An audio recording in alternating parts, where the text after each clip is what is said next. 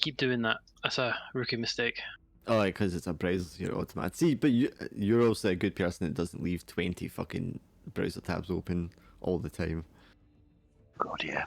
I don't understand those creatures. It's a habit from my work. I'm just like, right, I'm not using that right now. Close. Yeah. And I keep doing it. I said this Sometimes before. I'll leave one useless tab open to be the bookmark fiend. So, I'm not going to close that in the event I don't have to create a new tab and just switch it over to a bookmark. I always have something that I want to keep up because I can't just add it to my bookmarks because it will get lost in the list of a million bookmarks. Okay. So I always have one tab. Actually using bookmarks, so like I always have one tab for something like I'm gonna leave that open so I don't forget to use it or read it or whatever. So I always have like one thing open so the browser's always like just minimized. But I close all my other tabs. Whereas my wife, as I explained before, was like, my phone's not working. And I'm like, give me your phone. How many tabs do you have in your browser? She's like, none. And then you click on the little icon so it shows you how many have been like saved, and it was 165 or something like that. I just counted. I have 70 tabs open on my computer right now. Jesus Christ. Why are you doing that to your memory? Why? I've only got 16 gig memory, and I know that you look after that 16 gigs. YouTube tabs and stuff like that are a lot of memory. Yeah. Yeah, they are. You need to download more RAM. Google. Yeah. Oh yeah, I need to download more RAM, but apparently now it's from the memes. Apparently that's impossible in the last 5 months, supposedly. If only you could just download it, man. Yeah. With the price of it, I think it's honestly cheaper to just placebo effect by downloading RAM. It was that weird period over the summer where I was just like, am I really just surviving on 16 gigs? Maybe I should buy more. Nah, wait until Christmas. Then all of a sudden November hit and everyone was talking about how fucking £500 for a fucking They so are, what do you mean? I think it's AMD have said they're going to like start re-releasing the slightly older processor and stuff that they had because they can't get the fabrication time in the factories to make the new ones anymore because it's so chock-a-block. Is it just AI? Is it AI centers buying up everything? Yeah.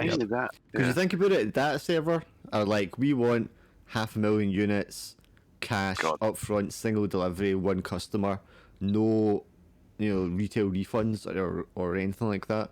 It's so much just like a straight transaction for pure profit for them. They have no incentive whatever to prioritize retail. It's crazy. And I mean, those companies like Nvidia and AMD and Intel, their focus has never been consumer, has it? It's always been. Well, I mean, no, but it's a big part. I mean, it's a good 10-20% of the market. Do you know what I mean? That they're making. Yeah. So, but I mean, you never had businesses buying it on the scale that they're buying it just now. So there's just zero incentive to fucking do anything else. And it's not a problem in other industries, sorry, Callum, because you have other companies that take up the slack and fill in the gaps in the market. But because there's only a very limited amount of the machines available that can actually create things at that scale for the processors. The demand has spiked and the actual logistics of supplying that demand have suddenly bottlenecked. Yeah, that as well. But it's just you've only got a handful of factories that are capable of actually producing the things. So if they are not going to make it for you, then you're stuck. Well, I built my computer roughly a year and a half ago, but I got 32 gigabytes of RAM, so I guess that's why I don't mind having 70 tabs open. I bought my computer pre-made because I just couldn't be fucking asked. So I just slapped £600 and bought a pre-made PC like about a month before Cyberpunk 2077 came out. Yeah, so it's still doing great. Like I get 32 gig high frequency gaming RAM from 6 years ago, and it's fine. But I also don't leave a million tabs open. You're probably in a position where you're now over-spec'd for future games because a lot of computers, because of this RAM shortage, they're trying to say like, oh, we're going to be releasing laptops and pre-builds with 8 gigs of RAM. And now game companies are like, oh, we need to optimize for 8 because we can't expect people to have 16, 32, whatever amount of gigs. I mean, you'll be over-spec'd because your computer's quite new. Mine's is a good 6 years old now. Mine's is like, but you're still... Because of this, you will still be over-spec. Yeah, which is fine, yeah. I mean, I hadn't been struggling to run most things apart from Unreal 5 unoptimized games because those are just fucking terrible and devs have been super fucking lazy about it. There's no need for them to be as demanding as they are. Anything else I can run just fine. Gotta love unoptimized slop. Like Tarkov. Yeah. much worse when they're using the Unreal 5 though, because it's got so many bells and whistles you don't really need that take up so much of your resources. That was actually the real reason why I mentioned Once Human to these guys before you joined Dark. I was playing that for a bit after a conversation about Tarkov, and that was actually the real reason that I stopped playing Once Human, because I just didn't have enough memory to actually update the game through Steam. The moment it started downloading and updating the game, my computer would just grind to a fucking halt. Like it was using all memory available just to update Once Human. Memory leak. Yeah, exactly. Just to update it through the Steam client. Like, I would be doing something, and all of a sudden, everything ambient would just grind to a halt, and even like Chrome and whatever browser I was using just would not work. And all of a sudden, it was like, well, you can fuck off. I'll install things. Yeah. Yeah, it's crazy. You're going to get a lot more. It'll be good for like indie games and stuff like that, because people will be playing more of them. I think people play more of them now anyway. I think you examined my my game habits. Just looking at my Steam library, didn't you? It's just one game all the time. That's it. Oh, Give me which that one's that? Stellaris from Paradox. It's the only game that I've managed to actually exceed 2,000 concurrent hours in. So Which it's probably is quite RAM CPU intensive, right? once it gets to a point, yeah, it's one of it's like a like an More empire faction, builder more turns, civilization yeah. game. Yeah, the more turns you go, the more the lag starts actually clipping in. I type can of thing. remember Medieval 2 being like that late game, because not late game actually, sort of mid game, because you still had all the factions playing, so there was like 200 fucking factions to go through in No matter turns. how pacifist you're playing, you end up turning towards a genocidal life path just to Well, I improve mean, the game that's performance. all about conquest, so it's supposed to be Yeah. that, yeah. I remember Galactic Civilizations 2 as well. It would scale the AI's difficulty depending on how much RAM you had available, because it would just run more computations. But I think that would cap out like 4 gig, because that was back before it was like 64-bit. Yeah. Yeah, I mean, it's good in a way, because if you've got an older computer, you're not going to need to upgrade for a while, because they're going to have to adapt, like you said, and optimize things better. But on the other side of it, if your RAM or your motherboard burns out or something like that, you're fucked. Yeah. There was a thread, and it was like Japanese, like their curries or something like that sort of version, and they were like offering people full retail to like buy the old computers off them, because they just don't have any stock to sell customers. Oh, I saw that post. Yeah. And it's like, it's not so much because they're not so concerned about making the money off it, but it's like, it's a really bad look if your customers come into your store for a computer and you just don't have a computer or a laptop for them. So they just need something to sell people, even if it's just like breaking even. Yeah, it's going to get bad. Depends when they're estimating that the bottom's going to fall out, the AI market investment, around about April. So many comments about the bubble's going to burst and stuff. Well, there's I can't remember, I don't know who the guy is, an economist, and he's predicted a lot of things very successfully, all the crashes and stuff like that, and he's predicted it's like April time, because that's just the time that investors are going to run out of money to invest in companies if they can't show that they can return a profit, because none of the AI investments are making a profit, and they don't even know how to monetize it at the moment. That's why they're trying to using more and more resources as well, aren't they? Yeah, they haven't, whoever cracks like AI and how to make a profit off of it is going to be probably the next wealthiest tech company in existence. Become the emperor. Yeah, and maybe one or two other ones will kind of piggyback on that, and every other one is going to go under. But nobody's cracked it yet, and if they don't crack it soon, they're going to just run out of money, and they're just going to start collapsing one after the other. Nvidia is going to make off like a fucking bandit though. The thing is, Nvidia's a part of the bubble because a lot of the money they've invested is into AI, for AI to buy you the RAM from themselves.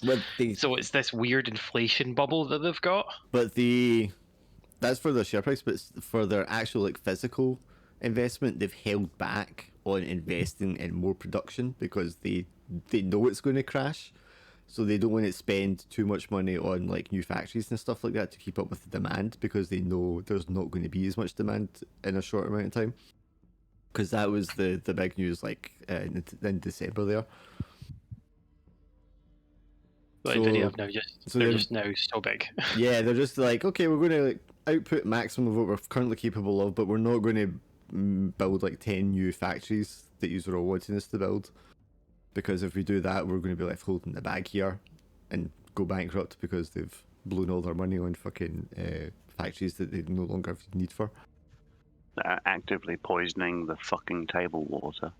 Like when anything fucks with the table water, you need to pay attention. Yeah. Well, the other interesting thing I listened to the other day was guy saying, so the reason that you can't recycle plastic is because it's so much more expensive to recycle than it is just to make new plastic. And the reason new plastic is so cheap to make is because it comes from the byproduct of mining and burning off methane, which is what you use to make electricity, which is used for the increased demand from the data centers. So the more that they're burning and releasing the fossil fuels into the atmosphere, the more this byproduct is produced, and they literally have to pay people, the companies, to come and take it away to use to make plastic because it's so abundant. Volatile. Yeah. It's so abundant. It's just like, and they've got nothing to do with it. But and then you could just make endless amounts of fucking plastic with it, and it's like, I mean, it's almost like a negative worth. Do you know what I mean? It's so fucking cheap, and the recycling just can't fucking compete with that. So there's no incentive for anybody to recycle anything. Yeah, they still put it on the little man. So we Make sure you're using your green bins. So we get fossil fuel pollution. You get water poisoning from the byproducts of the data centers and all that. You get excessive plastic pollution. Yeah, because they're using more electricity than that local grid has ever needed. Yeah, that's why you see renewables and all that. Because everywhere, America. Because everywhere cut down on their renewables investment as well. Like, they can't keep up either. Yeah. So they're using more electricity to fuel the data centers, which is creating more byproduct plastic, which is it's like an endless feedback loop to some extent. Yeah, it's all feeding into each other. But I mean, climate change is a hoax, so we don't need to worry about it. No, exactly. Yeah, even if we're being super serial about it, it is still just a hoax. I listened. I'll get to you in a second. I listened to Rogan the other day, and I haven't listened to Rogan in a long time. Because it used to be really good. You just get a lot of interesting and very intelligent people on there. And he asked silly questions, but smart, silly questions. Yeah, but that DMT podcast is just the best fucking podcast you've seen. He asked questions that your everyman would ask. So you would get things that were interesting. But he had Bernie Sanders on 6 months ago, so I was listening to that one because listening to Bernie is always really good. And halfway through it though, Rogan started like going off on just a fucking rant about how climate change was a hoax. And the point I turned it off was he says, and you've got this thing in the UK with these 15-minute cities, and they're trying to control people so they can't go 15 minutes from home. And at that point, I had to just literally just turn it off because I was about to hit the screen. I was like, I cannot fucking listen to this. What do you mean by 15-minute cities? What was that? 15-minute cities is the concept. The reality is everything you need would be within 15 minutes of you. Your GP, your shops, your public transport, jobs would be within 15 minutes. The conspiracy theory is you are locked to a 15-minute city slot and you cannot leave that block. Yeah. Yeah. It's a simple design principle for convenience. Have everything that a community needs within 15 minutes of the residential area. One of the weird pushback you keep seeing from America as well is like the fact that, but we want to drive everywhere. Yeah, but your suburbians are literally deadly.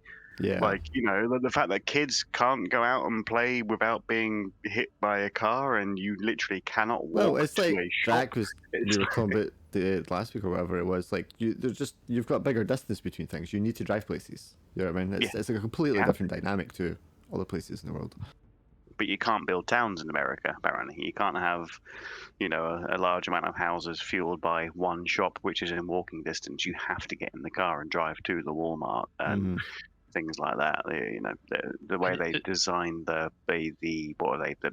suburban, essentially the suburban estates. Well, I think that comes from Walmart and all the big supermarket stuff like that there, because it obviously destroyed your local grocery store and things like that you might have had on like your town's high street. So you now just have like a retail park that you would drive to where all the stuff is. Yeah, I think it's a relatively complex issue, but it's a combination of a lot of factors that led to it. Yeah. Because I remember watching an American that lived in the UK that went back to America to just show how difficult it is. And he said, I'm going to walk to my elementary school from my old house. and he had no pavement because the responsibility of building and maintaining a pavement was the responsibility of that residential house. Mm-hmm. So they just did it, and no one was making sure it was. So there was no pavement. Yeah. It's like it's kind of like how we pay for council tax, and that means that the pavement out the front of your house will get, looked after by the Relaid and all that, yeah, like burst water pipes and stuff like that. But half of that stuff is left to the owner. Local provincials as well, like a town would have to enact or something. Well, not even looking after the town. It's your personal. Like you need to make sure the pavement out of your front of your house is looked after and kept clear. Otherwise, you get a fine. The other thing is they've no incentive to like lay a pavement for 15 miles from like some random rural house to the nearest high school because there's not enough people to warrant it. Do you know what I mean? Cost wise. Yeah. Oh, this area he was doing it in was a suburb. Like it wasn't as if it was like a couple of houses in the sticks. It was a street, a boulevard of houses. Just no one maintained or had removed their pavement section. Like there was some houses that had a small section, but there was nothing on either side. It was just this random section of pavement that house had maintained because that's a part of their deeds and responsibility.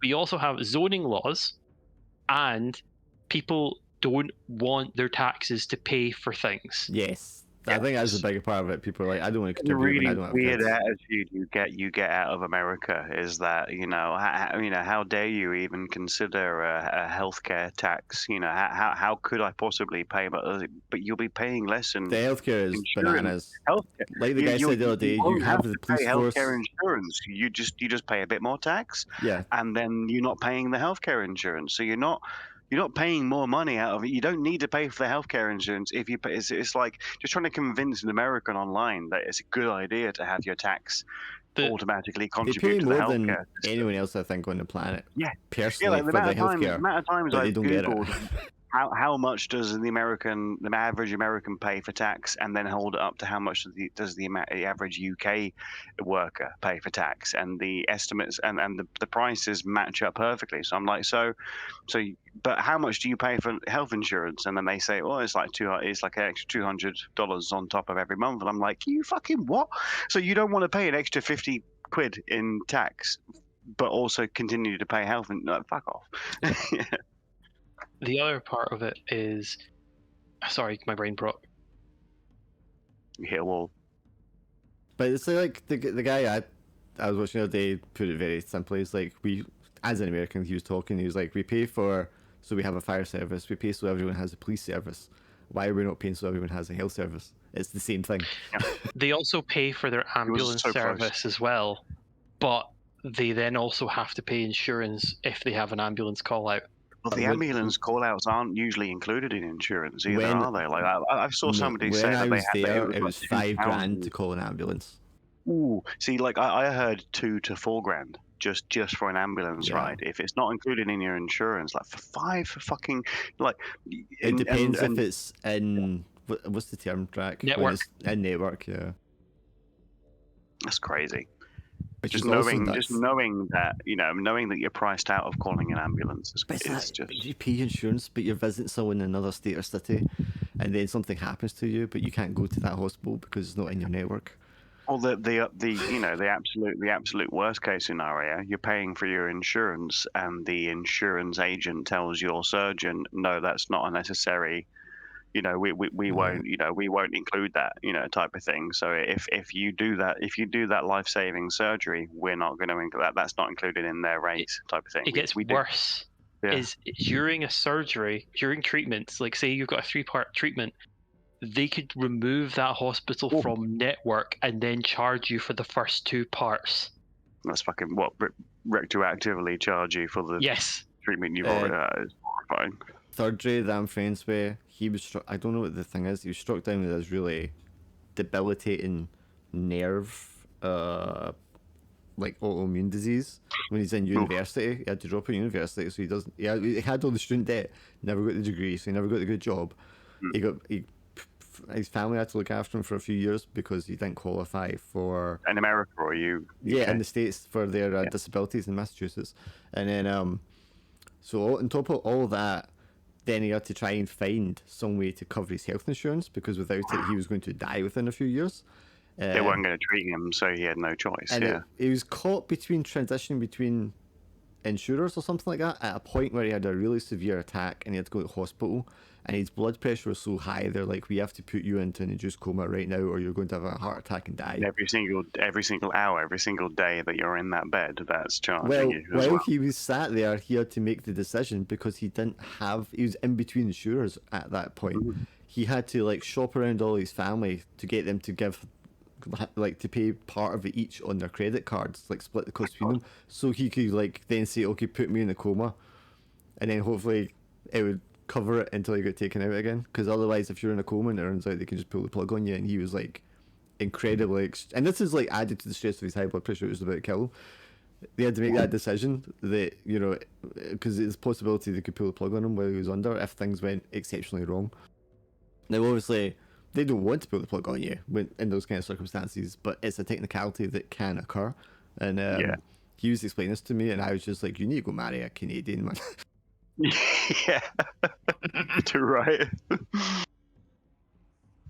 Get your green card north of the border. If I was a young guy with any kind of health issue in the States, I would be shopping abroad for a wife, fucking off the top, man, because it's your only way out. The downside is, I think, because even if you like were American and moved, you still then have to pay American taxes. Yeah, unless you renounce your citizenship, which also costs you money, because that's Cheyenne's predicament. Yeah. And you also, I think you have to maintain it as well. So I think you have to pay to maintain your citizenship as well, on top of the taxes. I don't know about that, but I know like you have to pay a fee to renounce it, and then, you know, it's a whole fucking deal trying to fucking renounce it and all that. I think she's stuck. She didn't get to renounce it because she also couldn't get the UK one properly. Yeah, and they won't let you renounce. Because we changed it because they left the EU and that kind of stuff. Right at the point she was doing hers, and it's a lump sum of money she didn't have. But also her son's still in the States, so she doesn't want to like fully renounce her citizenship because then make it difficult for her to go back and see him. Yeah, it's fucked up, man. And this is the thing, like they all think it's normal, and there was a other thread the other day, and somebody made a comment of like, yeah, but in what universe do you not have to worry about, you know, like health bills? And I was like, a universe that isn't the USA, because you're the only fucking country in the world where this is a problem. Yeah, exactly. Yeah. Like countries that have private or charged healthcare systems, like Japan. Optional. Like Japan, it's you have to charge for it, but it's often very cheap. Yes, yeah, I've heard that about Japan. They still have a Medicaid type, like an American Medicaid type deal where you can go to the government as an insurer as well. You're not going to be left without emergency treatment. Jack's sitting there thinking, oh, these non-Americans moaning about America. Well, I mean, my concern about America is fucking Greenland at the moment, because for fucking hell. Well, that's not the extent of my concern. Dissolution of NATO. Yeah. No. It's just that's the thing that's getting me nervous. Like a whole bunch of shit was getting me nervous, but the whole Greenland thing's like fucking ramping it up for me. Yeah, but the whole Venezuela thing was literally, you know, like overnight, and then it was like, oh, well, that happened, and then all of a sudden they started revisiting the whole Canada as the 51st estate and Greenland, you know. But also the BBC language around it, they might have to acquire Greenland through use of their military. It's like, yeah, but it's because the BBC got threatened that lawsuit by them that they're now shitting themselves about how they express things. The kicker is they already have military access to Greenland. Yeah, they have military bases in Greenland. In Greenland, I think there's something like 100,000. Yeah, like 100,000 American troops are like always stationed in Greenland since the 50s. Yeah. Yeah. So everything that's been said is just is a blatant lie. It's a big country on the map, particularly the type of map that the Americans use, and then and Trump's like, oh, if I could conquer that, that would all have my name on it. And it's such a big thing on the map that my name would be the biggest on the map. That is literally the thinking behind it. There is no greater depth to it. Someone should point them at Russia and just say, look how big Russia is. Well, he can point at Russia and go, that's my best friend. Yeah, exactly. I was going to say, they're just... I'm one step closer to my best friend. It's literally it, man. I mean, Venezuela went for all everybody's making a big deal about it, and it's obviously highly illegal and terribly wrong and the rest of it, and a terrible precedent. It's not the first time they've done that in Latin Silver America lining is at it all. couldn't have happened to a nicer guy as well. They did Like, you know, They did it in Panama. They've done it in I think they did it in El Salvador previously as well. It's not new. it is a 70-year-old playbook as far as the Americans are concerned by this I mean, it's point. a much older playbook than that if you go back in history for military powers, but Oh, in God, the yeah. modern era, post World War II, when we're supposed to all be playing nice, because we realised, or wiser men than us, realised at some point that that was a horrible atrocity and we never want to go through that kind of thing again. Let's play by a rule book from now on, you know. And people, it's now been a generation since then, and people are kind of like, do you know what? Fuck that. Let's just go back to being chaos. Yeah, it really is. It is that weird mentality, isn't it? It's like, well, Greed. Pure greed. yeah. Especially since we've got all these drones, all these things that can kill everyone without anyone being next to them. Yeah, we were only allowed to use the nuke twice, and we've got all these new toys, and you're telling us we can't use them? Oh, it's abhorrent. Anyway. Oh, Patchum draws around dancing on this big red button. Look, I'm going to press it. Oh, I'm going to press it. I'm going to press it. Well, that's how that one leader kind of gets his jollies off, clearly, because he just... it's the joy from fucking just like having power over someone like a bully does, or a rapist, or a pedophile. I mean, you I'm can not saying he's literally all see those it. things, but you know he is. He certainly has been proven to be all those things. So In a it's court not of bad. law, yeah.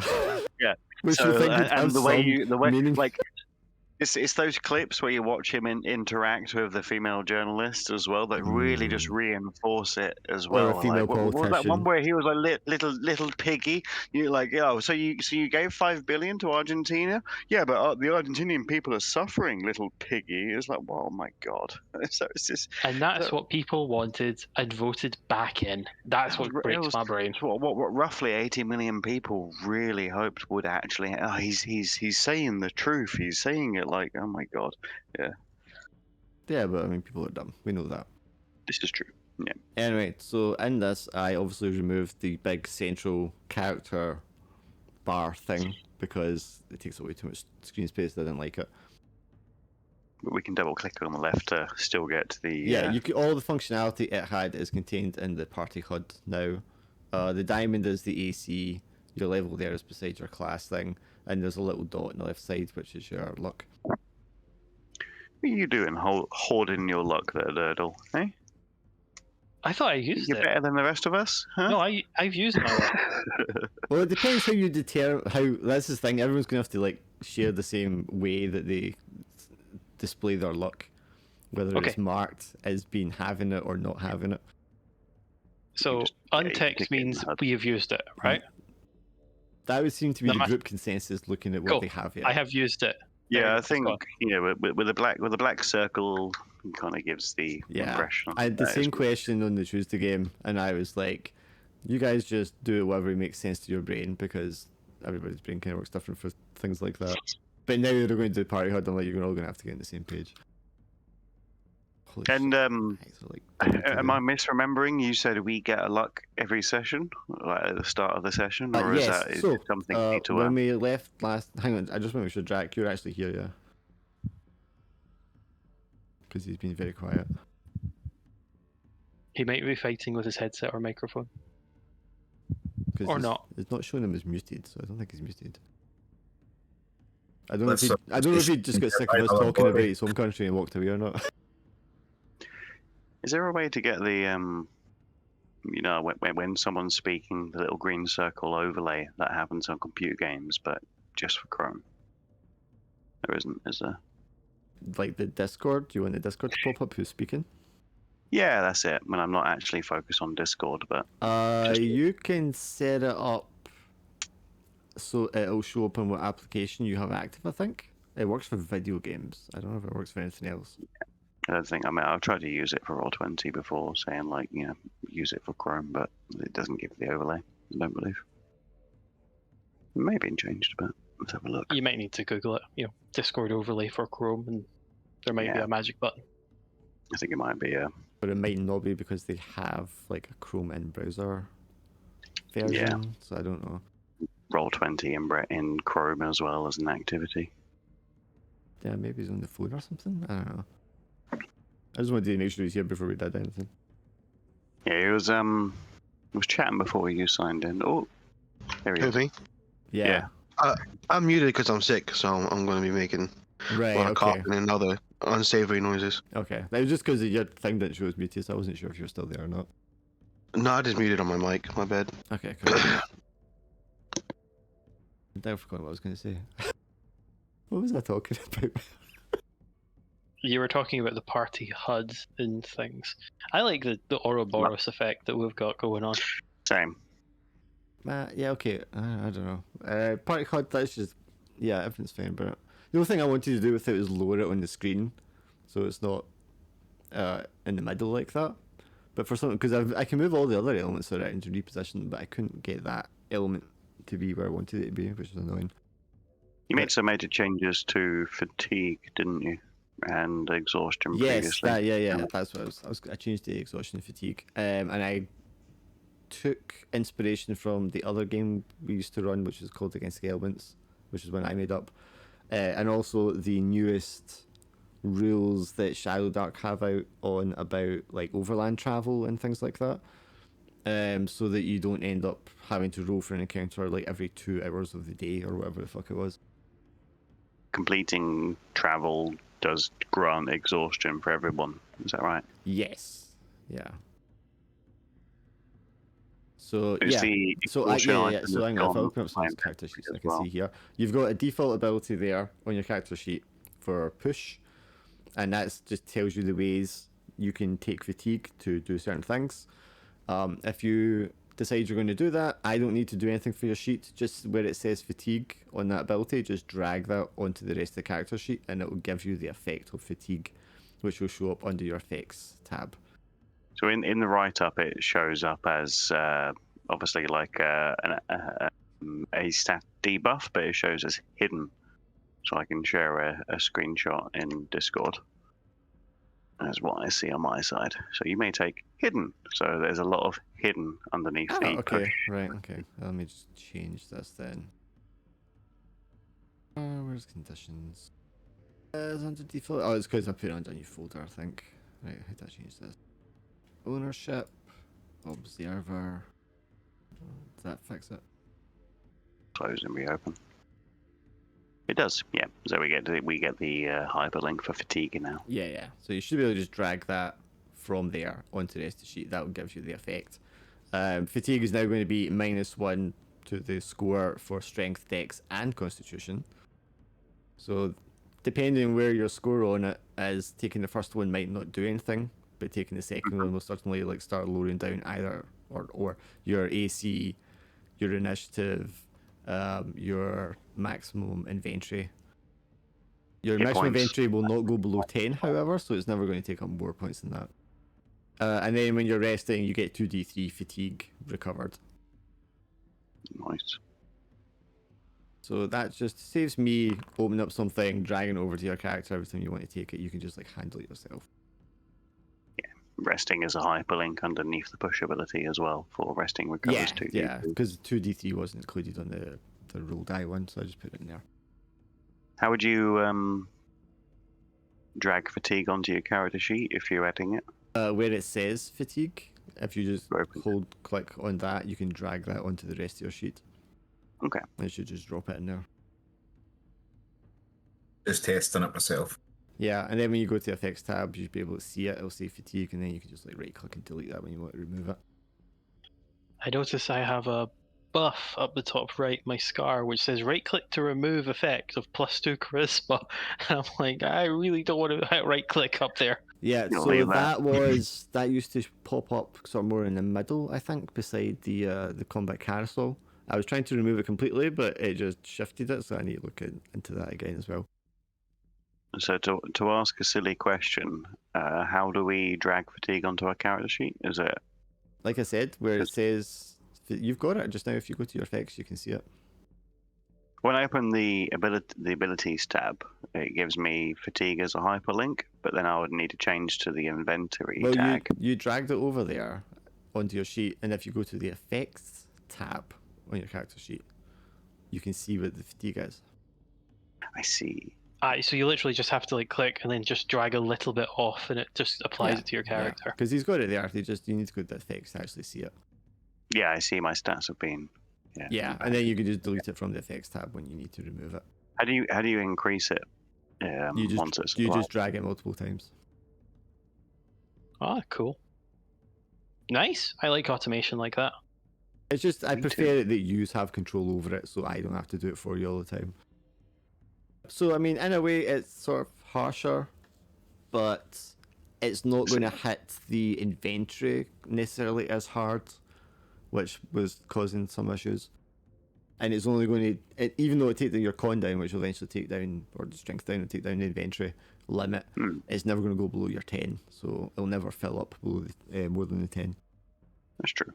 It's a lot more punishing for using it, but at the same time, for instance, I've only got 3 of my inventory slots left open. So if I was considering applying better armor than a leather cuirass, for instance, I don't need to balance how much exhaustion I might need compared to open inventory slots. Yeah, it's hitting your stats and your overall more punishing in other ways, your AC and stuff like that. But it's not necessarily going to mean that you're instantly over encumbered. You don't need to look at your inventory to see if you've got enough space to take it, for instance.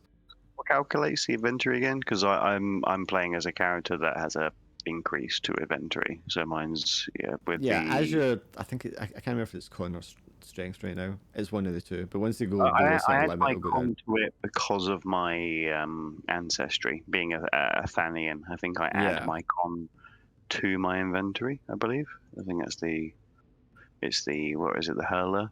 The hauler. Yeah. You got a bonus to it, but I mean, it will lower down the maximum slots you have as your stat goes down, depending on your stats. So hauler adds your constitution modifier to your gear slot. So is it just strength normally? I think it's strength. Right? Yeah. It may be con. I think it's strength. Logically, I would think it's strength. You know, I'm golden. I've got a 15, a 9, and a 15 to strength, dexterity, and constitution. So I'm sitting happy with both 3 stats at an odd number anyway. So. But yes, that, and also when we roll for like travel and when we roll for taking watch as well, a little different. So it shouldn't be as many ridiculous like random encounters. But like you said, when you travel, you're going to take the fatigue just from the exertion. But assuming you get to rest, then that shouldn't be a problem. But all that said, you had just rested just now, so I think everybody should be sort of like full on. They shouldn't have any fatigue, and they should have all their HP back, I think. And yes, you all get your new luck because you've rested. It's a new day and it's a new session. Nice. I did change a couple of. I didn't change. I added a couple of weapon tags to some of the weapons. I don't think any of you guys are affected because you guys aren't really using the ball and chain. The other team are made extensive use of ball and chain, razor chain. Those crazy bastards. Well, it was clearly like a good choice for them because they all bought it initially, and then 2 of them dropped it for other things, but the other 2 kept it. And then I was watching a lot of weapons videos as I tend to do, and I was like, I need to like tweak these a little bit. The min-maxer took one look at the Morning Star and went, "Oh, the only 1d8 one-handed weapon." Pretty much, yeah. It's something like that, man. And it was cheap as well, so they were like, "Yeah, I'll take that." But obviously, it's a very difficult weapon to use. Oh god, yeah. And then it made me also, not to go off on a tangent, but it made me think about how in this, like, they have classes can have certain weapons, and other ones can't. And I thought that's dumb because anybody can use any weapon. But I guess it's supposed to be you're trained in that weapon, and that's why you can use it. Yeah, I've looked a little bit of the D&D 5th edition 2024 rule changes they did, and I will admit I do quite like the weapon masteries that they added in. Yeah, because I have weapon mastery in this now to get advantage on it, but in that one, because the chain is so difficult to use at distance, because it is in real life, I thought, well, you'll have disadvantage when you're going to use it until you've got some like mastery in it. You know, like somebody throwing a bowler that's made out of like a ball and chain type of thing. You know, if you're trying to hit them more than 10 feet away, it's going to be a fucking ball ache, isn't it? Bowler is also difficult, yeah, but it's a even more different sort of thing. But the thing with the chain is the difficulty is you need to gauge the exact distance, which is because if you go too far, the chain just like wraps around, which can still cause damage, but it's not going to hit them dead on with the ball at the end. And Oh, if you're too you short, mean you're going to something miss. like a ninja weapon where you're holding the chain at the Yeah, like end in and you're cowbell. throwing. Yeah, I got you. I thought you meant like a ball and chain that you would use to throw like a bowler, not an actual. No, the bola is a separate one, which isn't actually yeah. made to do damage. It's just for wrapping around and trapping people. Right. So this makes this upgrade thing for the because you put unwieldly obviously great on the glaive. Yes. So the range is close though for it then. You so can that means still use it close, but you'll have disadvantage because they're like within your. It's the same with like the pike and the spear, because when you've got them at distance, you've got the advantage there, and you can do all the damage. But once they kind of get in close to you, it's harder to defend or use offensively that weapon because it's made to be used, at distance. About you use saying the you half the weapon rather than- as close range combat weapons. You put them as ranges close on the weapon itself. Hang on, I need to look at your weapon, see what you're talking about. Oh right, okay. I'm not sure if it's the same with the pikes or anything. We've got the same issue, just so your head, just so I let you know that. Okay, so it should have near range because it's not quite 15 feet. It's not that big, but I mean you can. Yeah, I'll need to change it to near range then. Good point. Thank you for pointing that out. No problem. Just looking at there and I was saying that doesn't really make sense. Yeah. No, you should have near range there because it's obviously this is the problem also with their ranges that they have. They have close range, which is meant to be like hand to hand range, but obviously if you've got like a spear, your hand to hand range is much longer than someone with like a short sword. The dagger, yeah. Basically, think if they're like within touching, distance of you, they're within the length of your glaive. You can't hit them with the end of your glaive anymore. Do you know what I mean? You would have to like pull back and spin around or something like that to try and angle it so you could actually hit them with the sharp end of the stick. But if they're too close for you to do that, you can't defend as well with it. Yeah, it makes sense. Just because obviously you marked all saying close and also the range. Yeah. No, you're totally right. Reason why. You're totally right. I mean, you add in another range or something, like reach or something. But that's the intention. There is one, because when I was watching things, there was one, I think it's the poleaxe, and it doesn't have a disadvantage because it has like extra metal studs and stuff like that on it, so you can actually, and where you can grip it, so you can actually just adjust your grip and use it as a much closer hand-to-hand combat weapon just as effectively. But particularly the guy was saying things like spears and glaives and things like that, you can't adjust like quick enough to the attack, so you would have like disadvantage trying to use it when you're like very, very close to someone. I'm gonna go grab a drink. You've obviously got in the spear thing. You've got this range of the range is near, so I assume that must just be. Yeah. I just need to tweak the glaive one. You can just count your glaive one as near just now, though. Yeah. Because if you like stretched out with your glaive in one hand, the full extension, you would cover about 15 feet probably, which is near range. I thought that I would start mentioning anyway. No, you're totally right. Yeah. But yeah, taking watch is going to be wisdom because it's like perception, unfortunately. And then making a journey can be int or wisdom depending on the person that's kind of making the guidance roll. Because if you're using a map or something like that, it's intelligence because it's about knowledge. And if it's finding your way through a dark jungle because you're the ranger, it would be like wisdom. But yeah, those were the changes. All that said, you rested. When you found the site of where the caravan had been attacked, there's like bodies around, there's blood around. You made camp a little distance away in case the dinosaurs or other predators came back. But you rested through the night and there wasn't any incident, so you would be fully rested and you get into the morning in this tropical rainforest, which is here. First sub ally with us. Yes, Sev, I think you were calling him for short. He is going to still be with you. He rested as well, so he is looking much better the following day. I'm surprised I don't have a jungle music here, but hey, jungle quiet. Right, there we go. But yeah, come morning, you just get up. You're not covered in ant bites. Nobody fell into the quicksand in the middle of the night. So you are doing quite well at that point.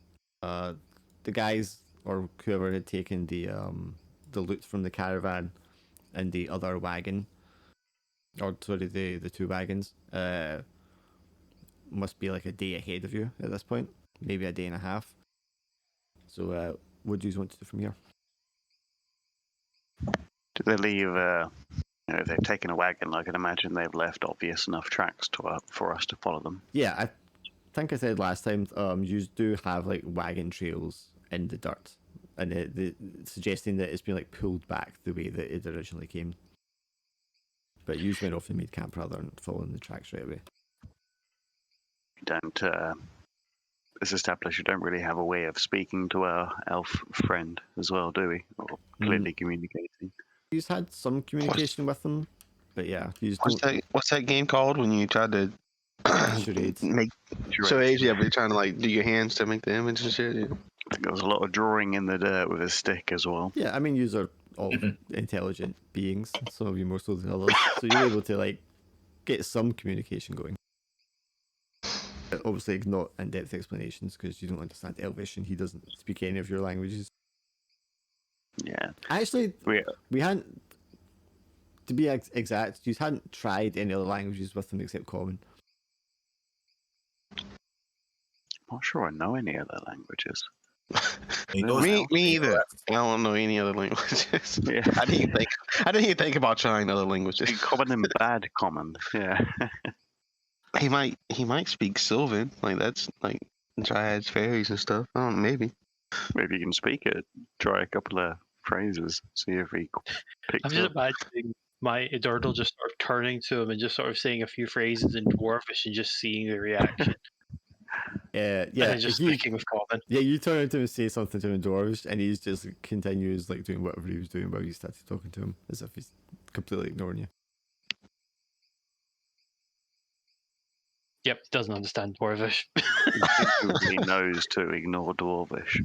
Like I feel Instinctively like knows to ignore it. he would have said something extremely offensive in Dwarvish just to see if we got a reaction. Something along the lines of "Your mother was fucked," and like incredibly, like super offensive. And he's just not even batted an eye. It's like elderberries. Yeah. But yeah, I mean, Godfrey knows a bunch of languages if you wanted to try.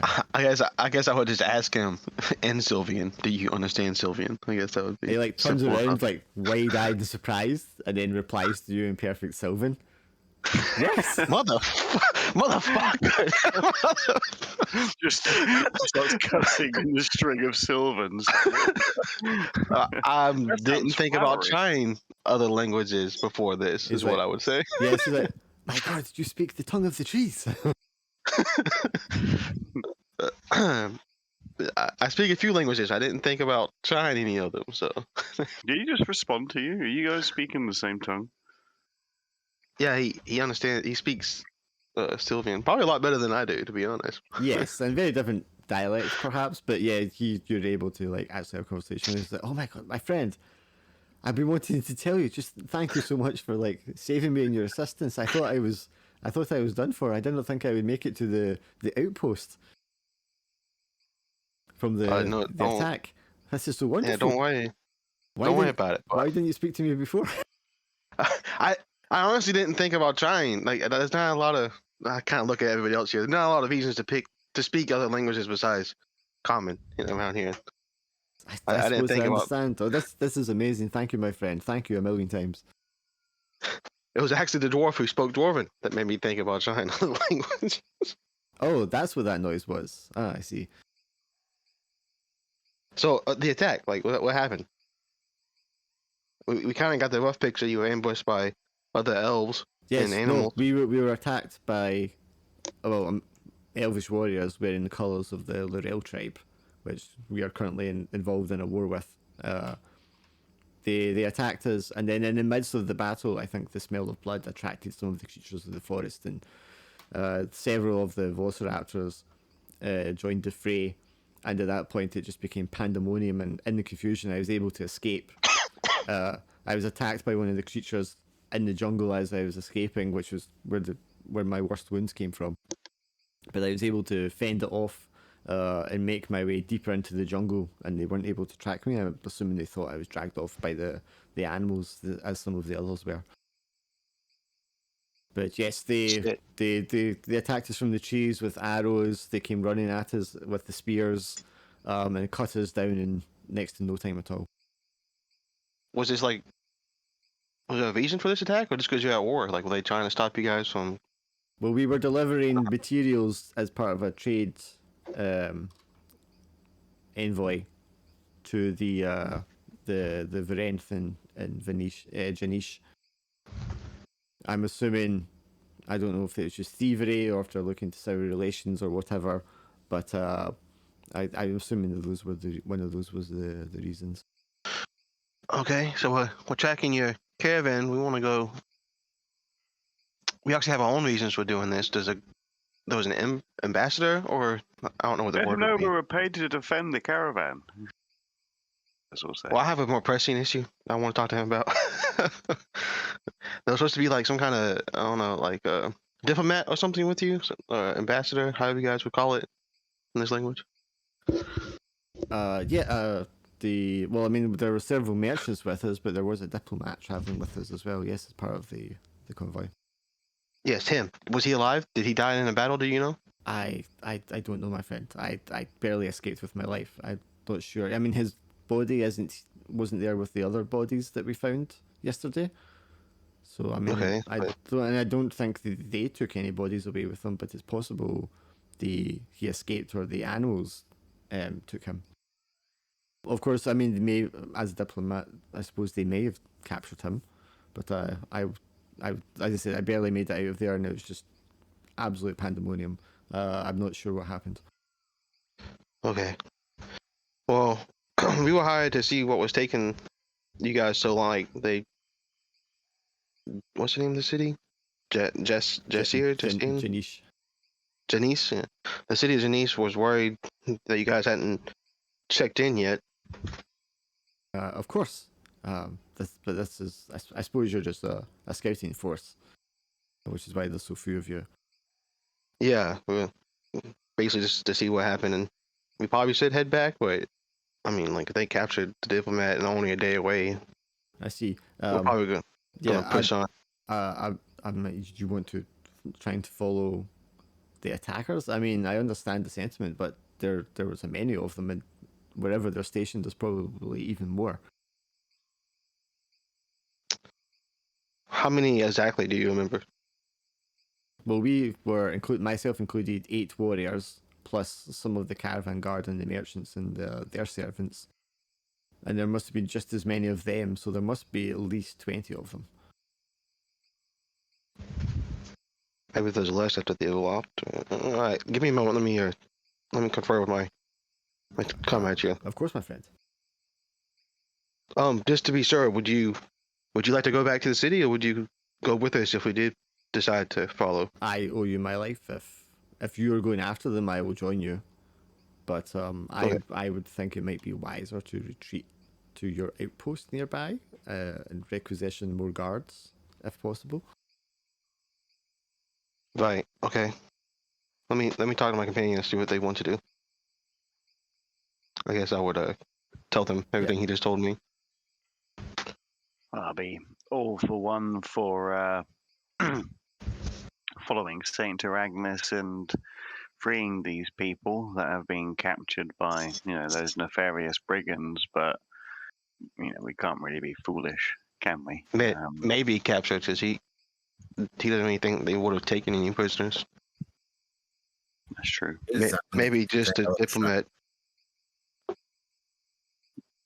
Why would they not take the prisoners though? It's extra coin for those ilk.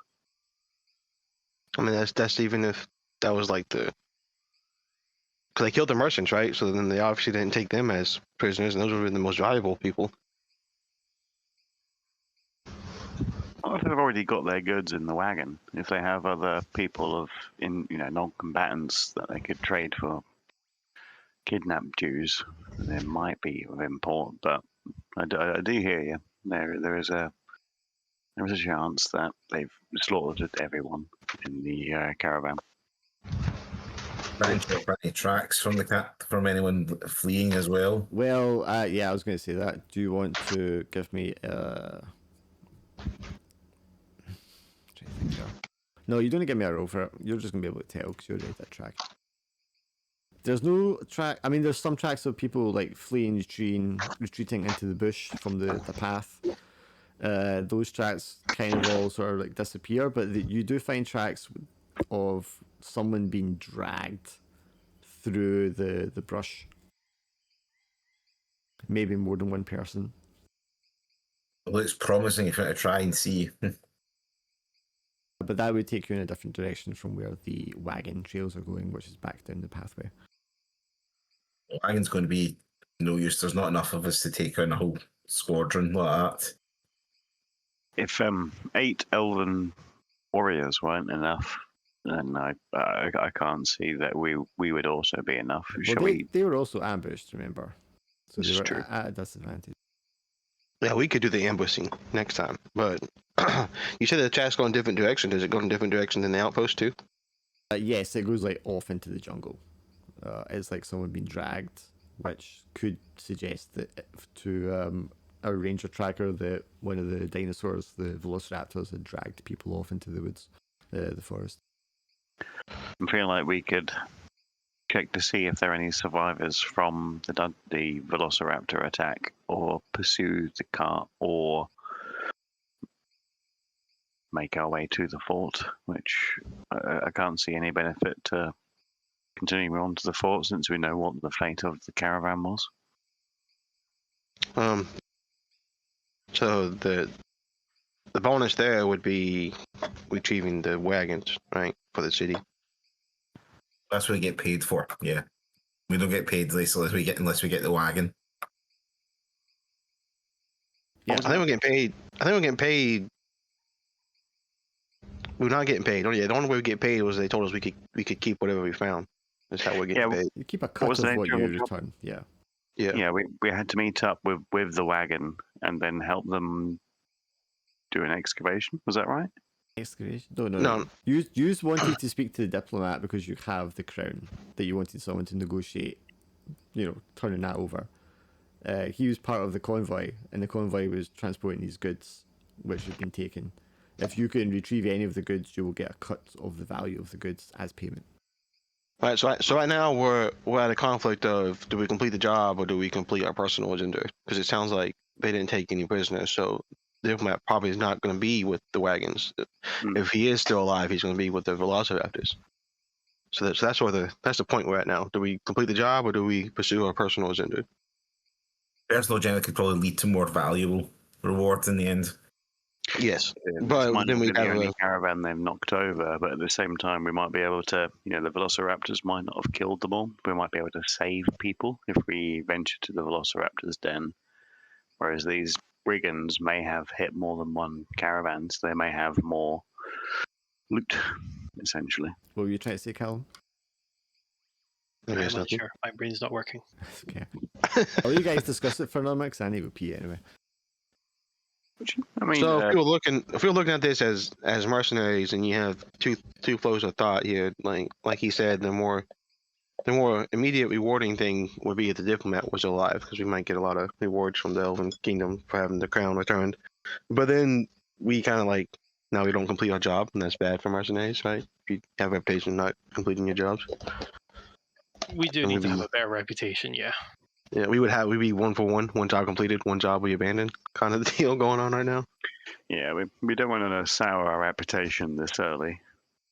Even if we went to the outpost to get support to take out the fort, then it's also the cost and fees of adding more units to help deal with the situation. Plus, also their take regarding the reward as well. They'd be taking a percentage of everything. I don't think the guards would take anything. It's their job to do this, so they wouldn't take any more of what's there. Yes, the guards wouldn't take anything. Yeah, we're not supposed to, and we could report that back to the Elvins and to the city, and they might get in trouble for that. So we just have to play hardball. That would take some time, though. They would certainly take their cut if we. Only if they all survived. But we do also have the possibility that some of the elven dignitaries did survive in the dinosaur attack. I think Braz might be a bit more leaning towards saving people from the raptors. but we'll also certainly agree that we need to retrieve what we can from these bandits that have attacked the caravan. The catch we've got is the bandits are also about a day odds ahead of us as well. So unless they've got a base somewhere up ahead, then we're kind of basically we'll be chasing like a tail for how long. So that's the issue regarding that. Also, there's a chance we might find a dead body in the other window because the raptors might have ate whatever it is, or depending if the person ran off and hid and is still hiding. The other upside right now time. is we do have this elven guard who says he owes us his life, so he could make the introduction for the personal quest. So we might not need the diplomat. Is what I'm saying. Depends what sort of ranking is. In any case, he might also be classified as being disgraced since he survived in the battle. I doubt that would be pretty harsh treatment to have a survivor be disgraced just because he lived. You never know. But I'm not saying it. I'm not saying it wouldn't happen, but that would seem harsh. I don't know if the elves would do that. Maybe humans would do that. I don't know how the elvish culture is to say for sure. Safer bet. The safest option is going to the fort, but then you're talking about at least a day's odd travel there, and then there's also 2 days there to get back to whatever support we get from there, if we do get support, to try and attack the caravan space, and that's if the caravan space is at least a day away, because it could be even further. It could be travelling out even further because we're a day behind them. So if we want to show sort of good faith, the dragging will not be too far away potentially, and then we could head back to the fort from there. Logically, that would be the best option because then potentially we could get some sort of reward depending on what we find on the dragged body. But then there's obviously a risk of fighting raptors, obviously, depending on the size and encampment of them. All right, Dwarf, what's your opinion? What do you guys think would give us the most money? In the short term, probably the caravan. In the long term, getting the diplomat. If he's still alive. I think the diplomat.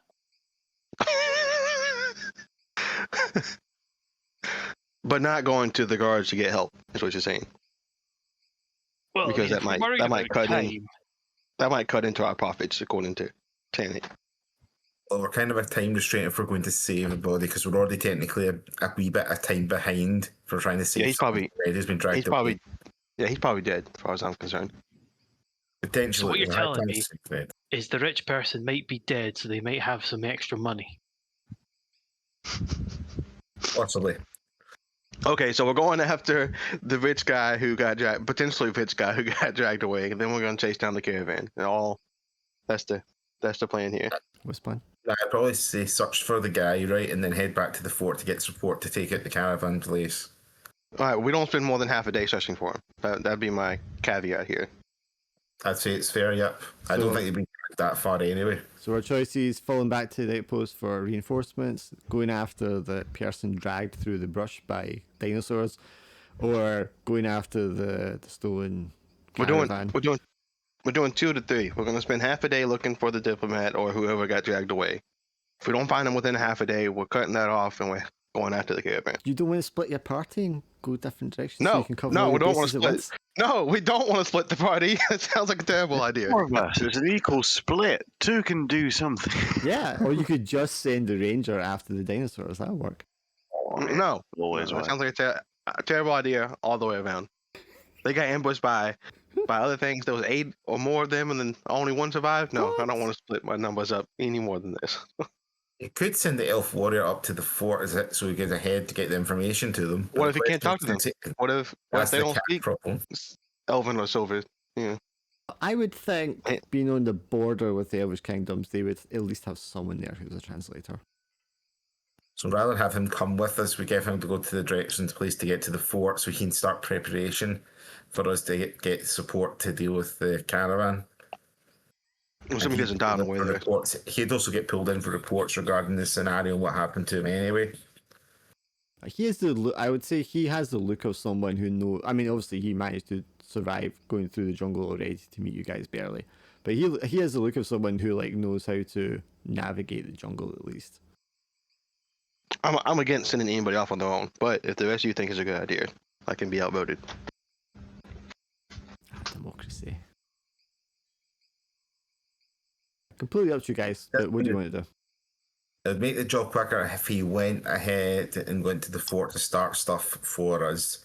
Because by the time we get to the fort, that means half the situation is then known, and then we just join in for the extra paid for that to get in the caravan back. We shouldn't even go to the fort. If he's going to the fort to get help, we should just go after the caravan after we're done here. And we'll just meet up with him.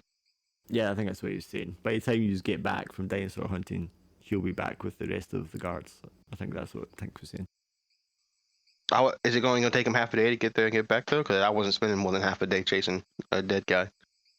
Yeah, he should, assuming everything goes well, he should get back in time for that. Yeah. Okay. All right, that sounds fine to me. He's gonna be dead. I just know it. my first elf buddy's gonna be dead. My first friend. My first little NPC buddy guy. Did we get a name from him? Did you ask his name in Sylvan? I did not ask his name. That's how much of a friend he is. I don't need to know his name. He gave you his name before. It's like it's an emotional vibe. You just know without. He did give us his name. I did not take note of it though. Long live Zev. I do know it was too long for us to pronounce, and the dwarf was like, "I'm gonna call you," and he like shortened it to something. I can't remember though. It's Zev. That's what he shortened it to. I can picture a wee crow getting jealous when you're talking about him and they're poking your head or something. Alright, so we tell the elf the new plan. Since it's been voted on. Long live democracy. Oh, do you know what's annoying is? I've written in the chat, but I've obviously deleted the chat. No. So I don't have his whole name typed out in my notes. Sure. Okay, so he's going to tell Sev to make his way towards the outpost by following the road while you go looking in the bush for this body. Yeah, and then I guess he gets help, and then we'll assault the people who ambushed him together. Yeah, he's not afraid to follow the path to the outpost himself. He knows where he's going. He's confident of his abilities. He's feeling stronger because he's had the day to heal. And because you're right next to the site where they're ambushed, I mean, he's easily able to just like reacquire a weapon because his is a bit, damaged and chipped and stuff from like fighting things off. So he can suitably armor himself. He'll probably grab like a bow or something as well that he can take with him. So he's feeling confident. Good luck. Yes, you don't really expect to find anyone alive where you're going, he says. I don't know, but some of my party want to go after him for different reasons. Some good, some bad. Well, I mean, if you can recover the body or anything of the body so we can take it back to his family, that would also be appreciated, I'm sure. We'll bring any bodies back to this site so then we can collect them all once. Yeah, he makes a gesture across his chest to you with his palm. He says, "Good luck to you all." I would attempt to copy it the best I can, I guess. And you too. And he watches you go off into the jungle, and then turns and heads up the road himself. He's dead. He's gonna die. He's dead. I can feel it. No, don't say that. Saint Tyrannus will look after him. He'll be fine. We just sent him to his death. Alright.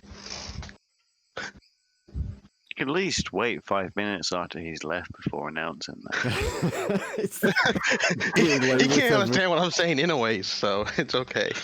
Like, I'm just imagining just Tannic looking at Braz, and then it's just some body language. It's like, that elf's dead. The elf stopped dying. Elf's totally dead. Bye-bye forever. The turtle just takes off the two parts of his helmet and holds it to his chest. He's just going, Pharrell. Funeral rites as he leaves. The guy's doing the sad Bruce Banner walk away at the end of the Hulk, and you're just like holding your helmet to his chest, like little soldier. Okay, well, let's try the new make a journey roll then. Can each of you tell me the best modifier you have out of int and wisdom. -1. So that's a -1. -1 for Durdle. Okay, so Let me- -2. Let me check that to be sure, but I'm pretty sure. For It Braz, was- it's the difference of a +2 or a +1. So int is +2, +1, yeah. wisdom is So it's +2. +2 because you want the best one. Yeah. +2 for wisdom, because wisdom's 14. Okay, so that's +4.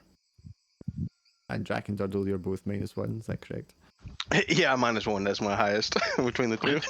Durdle wasn't hired for his intelligence or his looks. However, he is very good looking now. Okay, so that's a +4, and then the -2, so it's a +2, which isn't too bad.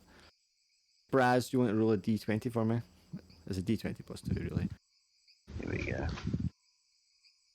But the DC is going to be, 21. I guess it's going to be treacherous, because we know it's treacherous because we know that there's dangerous dinosaurs there. But 21 easily makes that, so you're definitely going to be able to follow this path. You're going to be able to make a full success of it. So everyone take 1 exhaustion. Is that fatigue or different from fatigue? Sorry. But that is fatigue, yes, that's what I meant to say. Cool. And that is just from the humidity and the heat.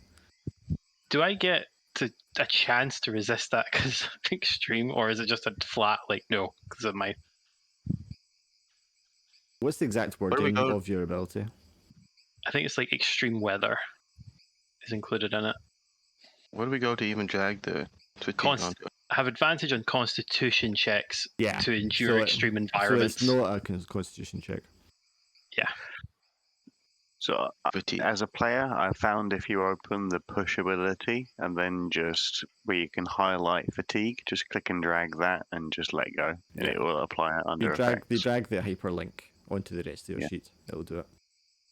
And the hyperlink is just there under your abilities, under push. And then What do you see if it applied it or not, though? under your effects tab. Yeah. Oh, my con went down, so it did. Yeah. All my stats went down. Your con, your Okay. dex, and your strength go down by 1. And then Tanic, Damn. you have advantage to stealth, but if you can make a dexterity stealth check for me, because you're going to be able to successfully track this to where it is, and you're not going to encounter anything on the way there. But depending on your stealth is going to depend whether you get to approach the raptor territory without them knowing you're there. So just a dex roll there. Dex roll, but you have advantage. Because you also have advantage for stealth and tracking. Yeah, that's going to be enough. So you will enter into the territory. You're following the trail body, and it becomes very evident very quickly that it must be a body that you're following. It's been dragged. You can see the broken branches. You can see the divots in the ground, the blood, like a trail of blood from seeping wounds at one point. You come across the first body that has been dragged alongside this one, because it's been dragged quite close together. And you can see where the dinosaurs have stopped to feed on this elf. He seems to be in one of the attacker elves, the Lorel with the orange and yellow robes. And his body is just being like chewed apart. There are hunks left, but even now the smaller predators and the insects and the birds have had their way with him. And it's just like the ants and the maggots now that are having their turn on the remains of the flesh. Clearly, Tanic, you know you're now in the hunting grounds. I mean, you must have been in the hunting grounds already, but you're deep in the hunting grounds now of this brood of dinosaurs, of velociraptors. And you know them to be astute and clever pack hunters, capable of doing like decoys and laying traps. Basically, they're a very intelligent species. No, I think we all knew that you used the word clever on purpose there. Yeah, of course. But you will also be keeping yourself downwind. You'll be very quiet and cautious and careful as you make your approach, even in this like enduring heat and humidity. So, to the best of your ability, you're going to know that you have the advantage and they are not aware of your presence. Perhaps they're preoccupied, perhaps they're sleeping this time of day. In fact, I'll let you tell me what the case is. Like, what would you expect them to be doing and not notice you at this time. So we're sort of morning time just now still, aren't we? So my guess is they'll probably either be still sort of resting a bit because they tend to obviously hunt during more dusk and dawn. Yeah, twilight hours would be most of their hunting. And so they'll be resting probably in like wee packs, and it'll probably like maybe one of them sort of slightly staying more awake than others. But that one will be obviously set. They'll have that one. Yeah, I don't think they're organised to the extent that they would have like sentries where the rest of them are sleeping. They are probably just quite capable of being alerted to anyone that gets too close. They would catch smell of you or feel the vibrations or hear the sounds. But yeah, they're going to be sort of duller, their belly's full, they're rested. It's after the morning hunt, and they have this like in the shadow of a large tree, kind of like in between the roots. You can see they've kind of like nested, but also in the burrowed ground outside of it, they've kind of cleared a space, and they're all like got like little divots in the dirt that they've dug out for themselves in the cool mud that they can like lie down in at this point in the day. So they are like resting, not immediately aware that you're all there as you approach. Now, obviously, as soon as you get too close, they're going to be alerted to your presence. But at the moment, they do not know you're there, and you have full like sight of them. Okay, so that bit. So we can see obviously the target is dead, but they might have it because they're from the clan that obviously stole the caravan. They might have information on them or anything potentially if we want to try and retrieve the body or check and see if they have any other storages maybe, because obviously this thing quite in the open. Yeah, there'll be like a pile of like bones and body parts and like kind of stuff where they have like dragged things in where they've now fed them to their young or eaten themselves. I think we have oil still we have fire. We can just step on the oil. I have oil, or I have gravel. Yeah, we have oil. Oh, yeah, oil. We also have cow traps. If we can work that into the plan. We could, I guess, set up so if they start running towards us, the cattle traps would get them. If we can set them up quickly, quietly. And I'm thinking having like, the crow sort of fly up and then drop the sort of like oil on them. Also do sort of a raindrop thing on them and stuff. And then afterwards we just go through the fire on it and that'll catch them all. Can I go KK that? I guess would be the next question. Yeah, if a crow can carry it, if not, it'll be another thing to do another throw or something. I guess I'll just see if you can carry one real quick. If you can carry. Yeah, I can. What was it? Flask of oil that we have? Yeah, you have flask oil. Doddle has it. But I wanted to hand it to Cody to see if he can carry the weight. Like, is it too big? Is it a little? It's one flask. Is it too heavy? Like, is it unwieldy? He can't operate it with his claws. Like, give me a strength roll for the crow. No, it's too heavy. Right, so I thought that way. Throwing would also be a strength check for whoever wants to throw. Might be better if multiple of us through rather than relying on the because they're not all sleeping in one big pile. They're temporary creatures. They'll be spread out, won't they? A little bit, yeah, a little spread out. Do you have multiple oils to throw? 2. Okay. I mean, I got one, you've got 2, so change 3. Yeah. One that I've only used 30 minutes of. Let's say you need 2 successfuls to get them all. So obviously the more you throw, the more chance you have of getting 2 successful ones. Tink, what's Tanic's strength modifier? So I've got a strength of strength 16 and 12. I've got. Right. Durdle's not throwing unless you need him as a desperate because he's a 0. We've got a 14 strength, so I'll also be a good backup thrower. I'm mine to my strength though, so I'm right there with the crow. Stat wise, Braz and Tanic are your best strength guys. Right, we roll them, and then afterwards we have to get getting the fire afterwards on them. Yeah. So we're going to stretch forward, sure. So what do you want me also have a torch. I've got a torch so we can use as well. So Yeah, but And then- there'll be one lighting torch because you're throwing the oil. Right, so you throw oil, he lights torch, and you throw the torch afterwards. And they haven't. Yeah, that makes sense. Do it that way. And then set cattle shops before we So- start. Do it, throwing oil, and then throwing the torch on the oil is 3 throws. Or do you have another way of doing that? We could just pour the oil down as well. Then someone would have to go down there to pour the oil. Wait, do this on this wrong. Just off a piece of cloth, Yes. dip it in the oil, That's what I was looking do for. a Molotov. There we go. Molten then. Molotov. Molotov.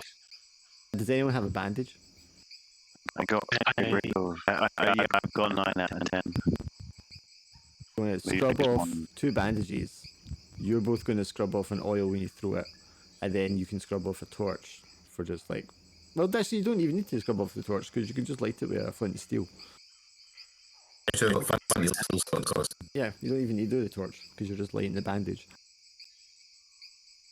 So that set the cattle shops first down. So I've got a cattle shop. Anyone else got any? I do. Right, so sell like 2 sort of amateur.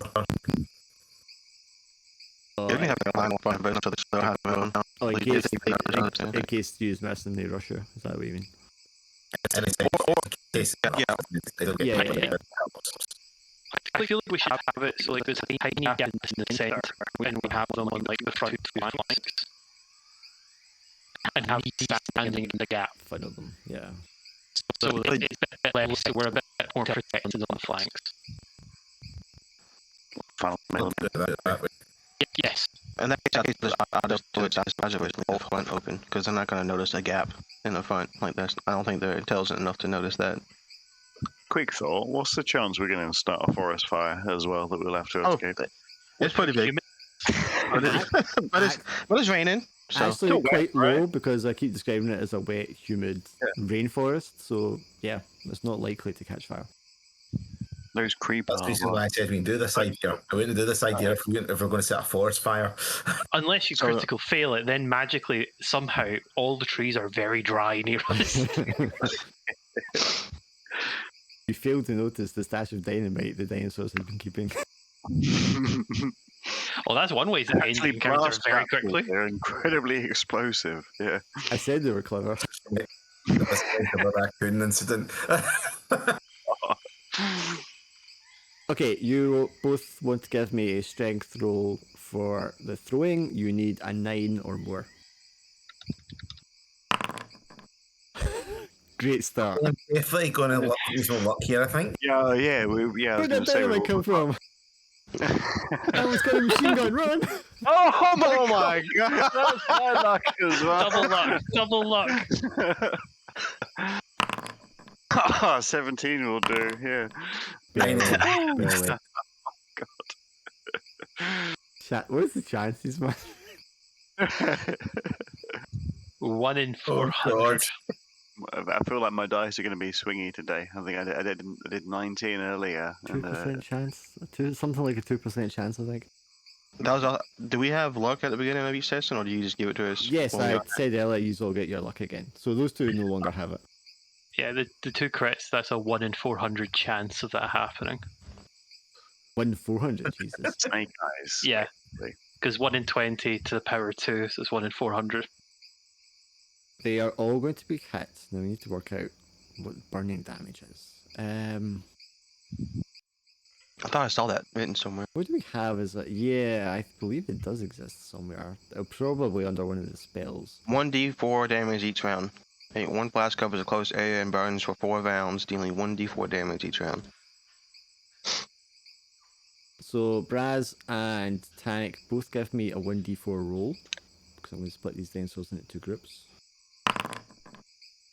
Yeah.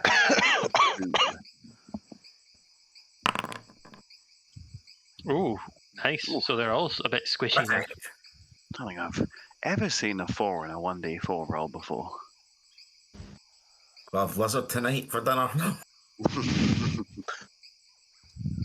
Somehow it tastes like pork. Technically, they're not. Roasted. Technically, they're not Roasted, lizards. lizard. Yeah. He's like Giant, chicken. the giant turkeys, right? Yeah. Are they feathered in your universe, or are they scaled? Oh, they're feathered. They're avian dinosaurs, velociraptors. Oh, it's a roasted pigeon. All right. Giant roasted pigeon. Someone get a leg tonight. Do note they're stuffed full of elf. It doesn't matter. We're not gonna eat their stomach anyways. I don't think. Obviously, Panic night. right?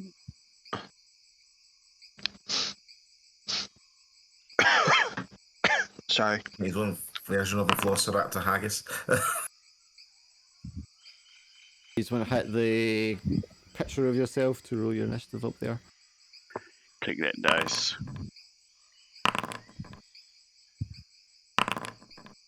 My And we'll days. add all of these bad boys. As prepared as Durdle is, he's too distracted by the flames. Like, ooh, prairie. Before we actually start the combat, then you will get an additional free round because they're by surprise and now they're also burning. Well then, I think if I'm going first, I'm going to attempt a new spell. Ooh. Oh, fantastic! It worked. Yeah, +2 bonus to your armor class for the duration. And If I'll it stand has up. not put that spell effect on you automatically, you can drag it from the chat onto your character sheet and that will apply it.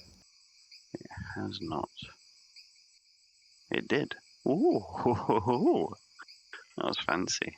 Fancy dark, fancy. Yeah, so it should now be reflecting in the ribbon up above so you can see my armor class. The problem with playing games like this in Foundry is the fine line between is it now a video game Yeah, I get or that. is it still an RPG/board game?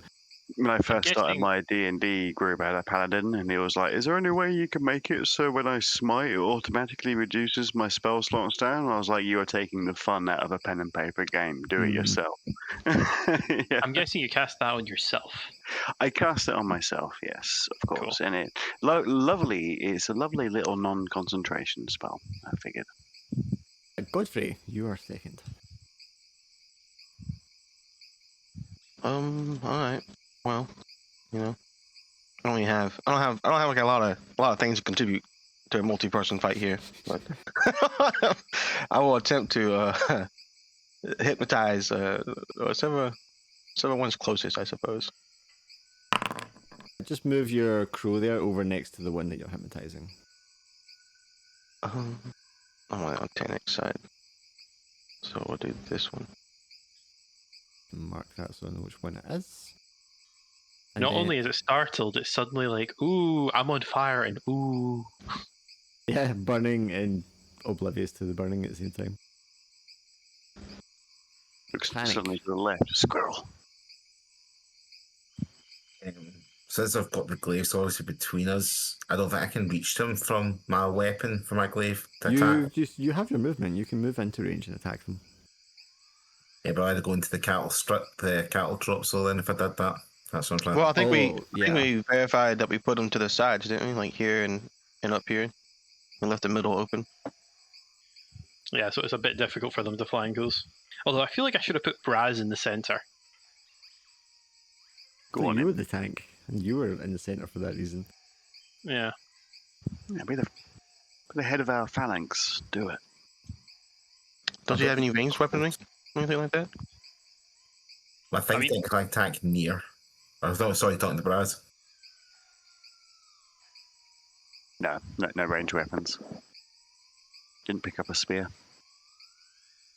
I don't have to get close at least, so I can like move one step basically closer. Yeah, and you're then within near range, which is within movement range of them anyway. So it doesn't make much right, difference. aye, so yeah, so just move one then to be near, and then whack and attack attack the one in front basically. Okay, so you want the stunned one or the other one? I'll get the other one. Okay, so make your attack. I'm going to reduce this thing's effective AC since it's on fire. I don't get advantage or anything at this point for this now. I don't think we get sneak attack. I will give you advantage because they don't know you're there and they're on fire. Definitely does damage. Good hit. He's a good hit. Good hit. Not enough to kill it though. Turtle. I feel like I just want to like charge in and just smash into them, but it kind of negates the benefit of the caltrops, but it also sacrifices my turn. Well, Hold the your call attack traps. if they manage to make it over the caltrops to you. The call traps are more to keep them from getting to your Yeah, sides yeah. and your back, Yeah. and to me. Surrounding you. so- So I feel like this is probably the most smarter play. Mm-hmm. Yes, I'm okay with that play. Get stuck in there. So I'm immediately going to attack the one to my right.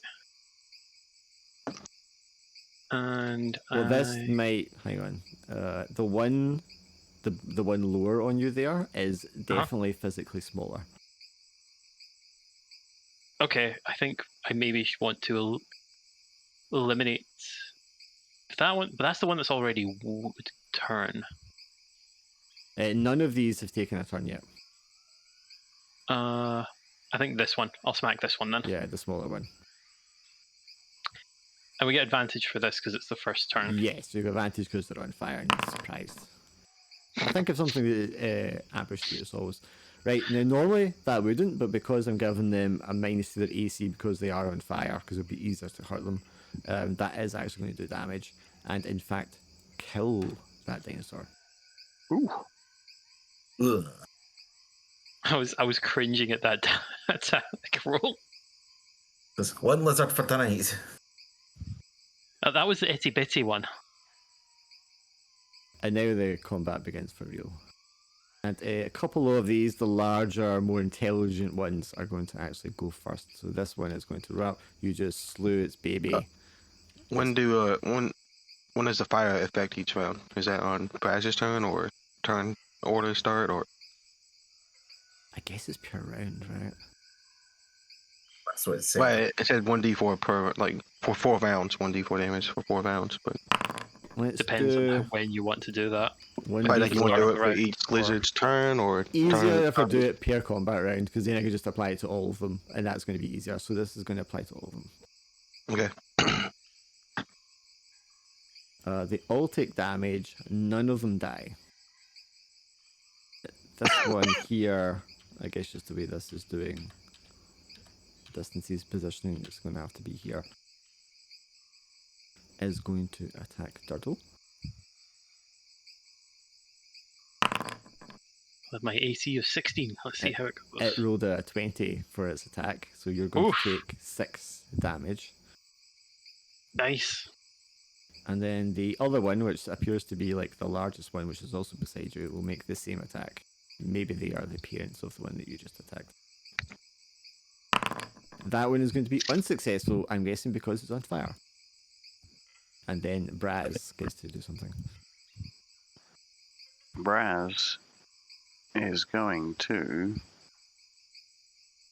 Do I have enough to fill in the space next to Durdle like so? Yeah, this will be like near distance. Yeah. And this one's stunned, but this one has already taken damage, I believe. From Well, they've all Tannic. taken damage twice. Yeah. And that one also took damage from Tannic, the one in front of you that's not stunned. So the one that Tannic has already swung at will be my target for a cheeky, naughty overhand swing from above a shield. Cheeky Browsie of Danka. 7. 7's probably not going to be the 7 is one, is it? probably not good enough, no.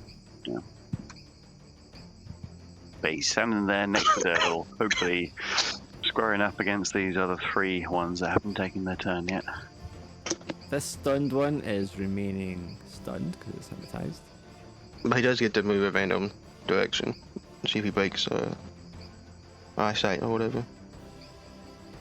Oh yeah, because it's going to wander. So let's go for D4. Northeast. So that's going to go north, which is not going to take it like away from you. It would just be up that way.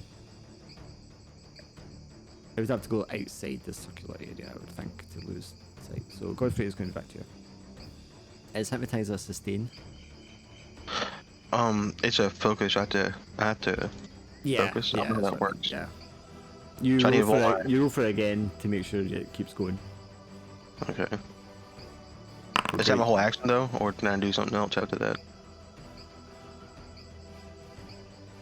To be honest, think I it's like- don't actually remember. When I had a look at the. Surely it doesn't take sustain up your package, action. That would be pretty debilitating. Yeah, I think you just do it at the start of your turn and then crack on. Yeah, we'll just play it just now that it doesn't. I'll need to check later. Like a bonus action, but if you have something that takes away your focus, you have to do something, I guess. Well, I can't do two different things that require focus. This will be my thought process there. Yeah, I can't Or I remember have to how. pick one over the other. I know Yeah, in I can't remember how- Shadowrun, while you're sustaining the spell, you have like disadvantage to other actions because it's taking up part of your like focus. But I'll need to go back and check it. I don't want to go look through the rules just now. Well, in that case, I'm just gonna cast my other damaging spell. And looks like I failed spectacularly. So I'm going to use my luck to cancel out that. I'm gonna hit the 1d4 there. Hang on, I'm taking my luck.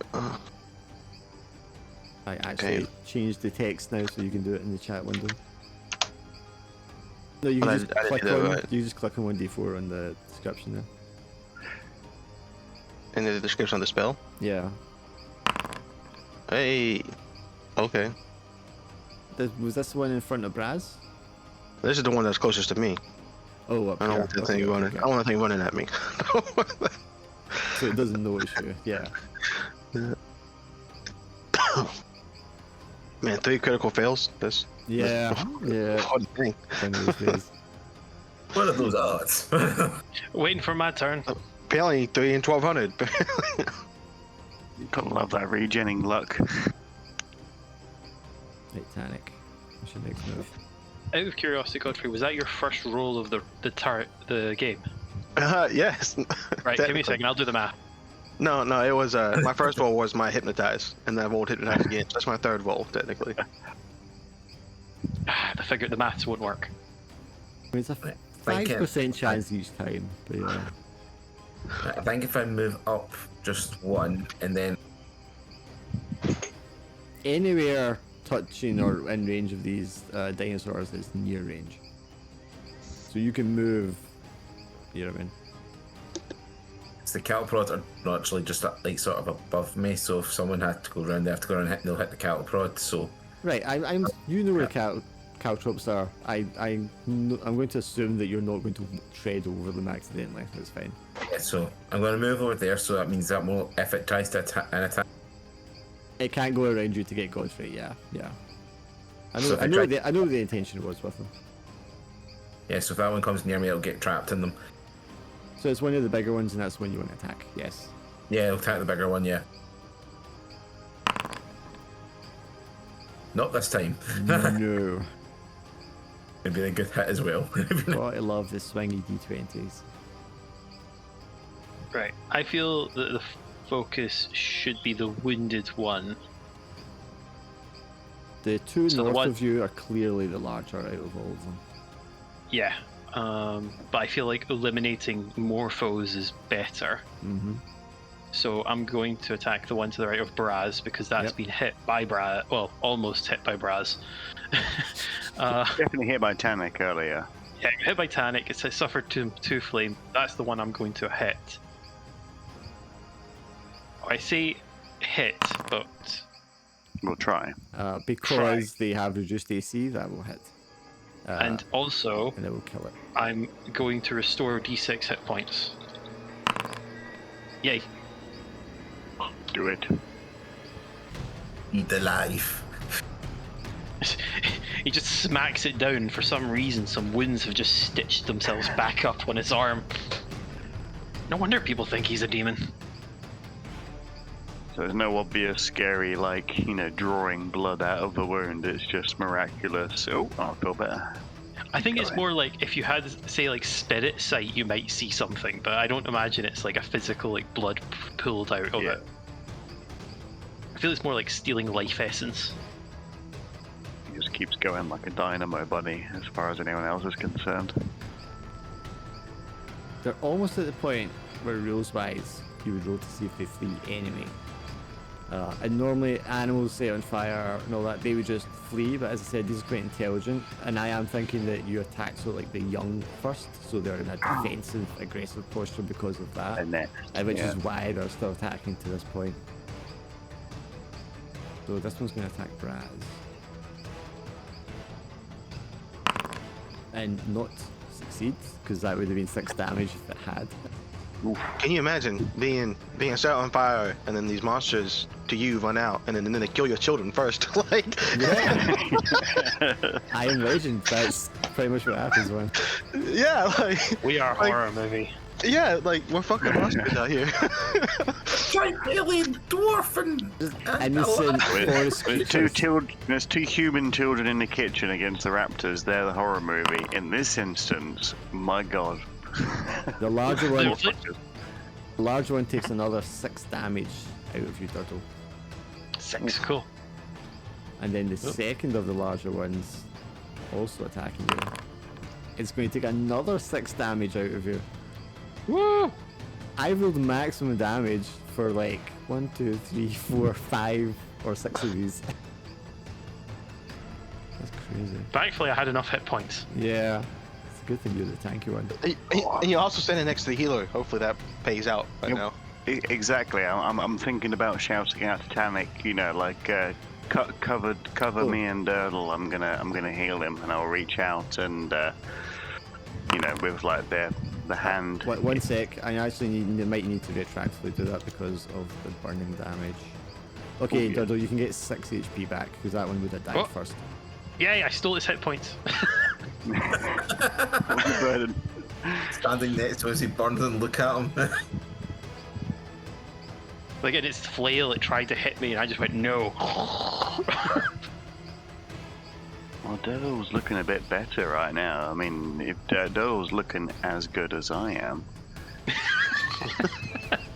and this guy's still stunned, so Like- I'll step over the corpse and get to the corpse and get to Step near over the range corpse on to get this to the guy. corpse. Yeah, step to the corpse to get to the future corpse. Because this guy's still alive. He is barely, yes. No. Or she is, probably female. 11 for 1? With the reduced AC, it will do, and your low damage explodes, remember, so you can roll the 1d8 again. Can you do it from chat, or is it just... I just You can do it in roll your chat attack log. again. 1d8? Yeah. I'll just roll your attack again. Just take the Yeah, damage. because it's just the They're all damage that like counts. I've got it. Or you've got the dice roll There we thing go. that you have. So that's 8 damage, though. That one is very much dead. Yes. He's like, I'm gonna go to the future corpse, and then he fucking bashes his brains in. Perhaps fully swacks it with the waist and hits it. I'm just imagining him hitting the toenail, but then basically the hammer just goes straight through the entire foot. It just like graters it. It wanders in this direction, which means it doesn't break line of sight, so it is in fact still hypnotized. I'm going to voluntarily cancel the hypnotize. Okay. 'Cause I don't want to roll focus on it again this round. But I am going to cast Eye Bite I on think it. the difference instead. is when you roll at that, though, you can't lose the spell if you fail it, because you're not rolling to cast it, you're just rolling to sustain it. Okay, in that case, then I'll keep it. That was what I was worried about. I was like, I don't want to lose believe that is hypnotize like over the it. difference. Well, in between the last turn, I read concentration. It says you can't cast other spells whilst concentrating. But Right, so can. you are just stuck with that one spell. Yeah. To maintain concentration, make a spell casting check at the start of your turn as if you're casting a spell, and then if you take damage or become distracted, immediately make a spell casting check to maintain concentration. So that seems to be the rule in the base rulebook for concentration. Right, that is very restrictive then. So if I just failed just now, then my whole turn's over with? Like I had to roll focus again? No, because you're not... No, I guess so. Yeah, I guess that is how it does it. You can move, but you're not going to be able to do the action, unless you took fatigue. That's crazy. I'm gonna be honest with you. That Like, I is don't want to be a brutal. spellcaster anymore. If that's the case. Well, I failed it. That's why I eyed up all the cleric spells that don't have the concentrate We tag. might Yeah. change that. I don't like that either. I would rather you just had disadvantage to other actions, I think. I feel like the way to do it is at least like you can have one focus effect, but then you have disadvantage for your standard actions. Like it's a bonus action at the start Yeah. to just I maintain. think Yes. And if you fail it, you can still have your turn. You just no longer have that effect. Yeah, it doesn't Yeah. make Well- sense to me. You're spending an action to maintain something you previously did.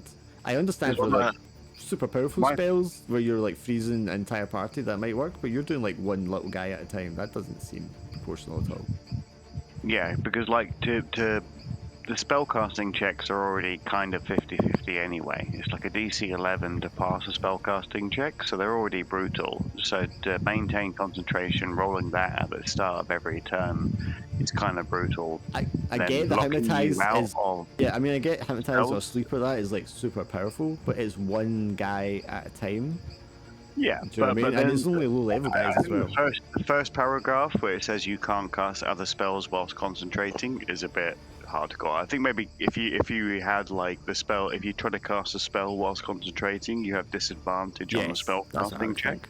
That would make sense. 'Cause that's But pretty to much lock how- you out of, yeah, because he could stun somebody and then he can't do eye bite. Because And they what else? giving you Yeah. disadvantage while sustaining or focus or whatever. That is how pretty much every other game that does magic does it. I feel like. Yeah.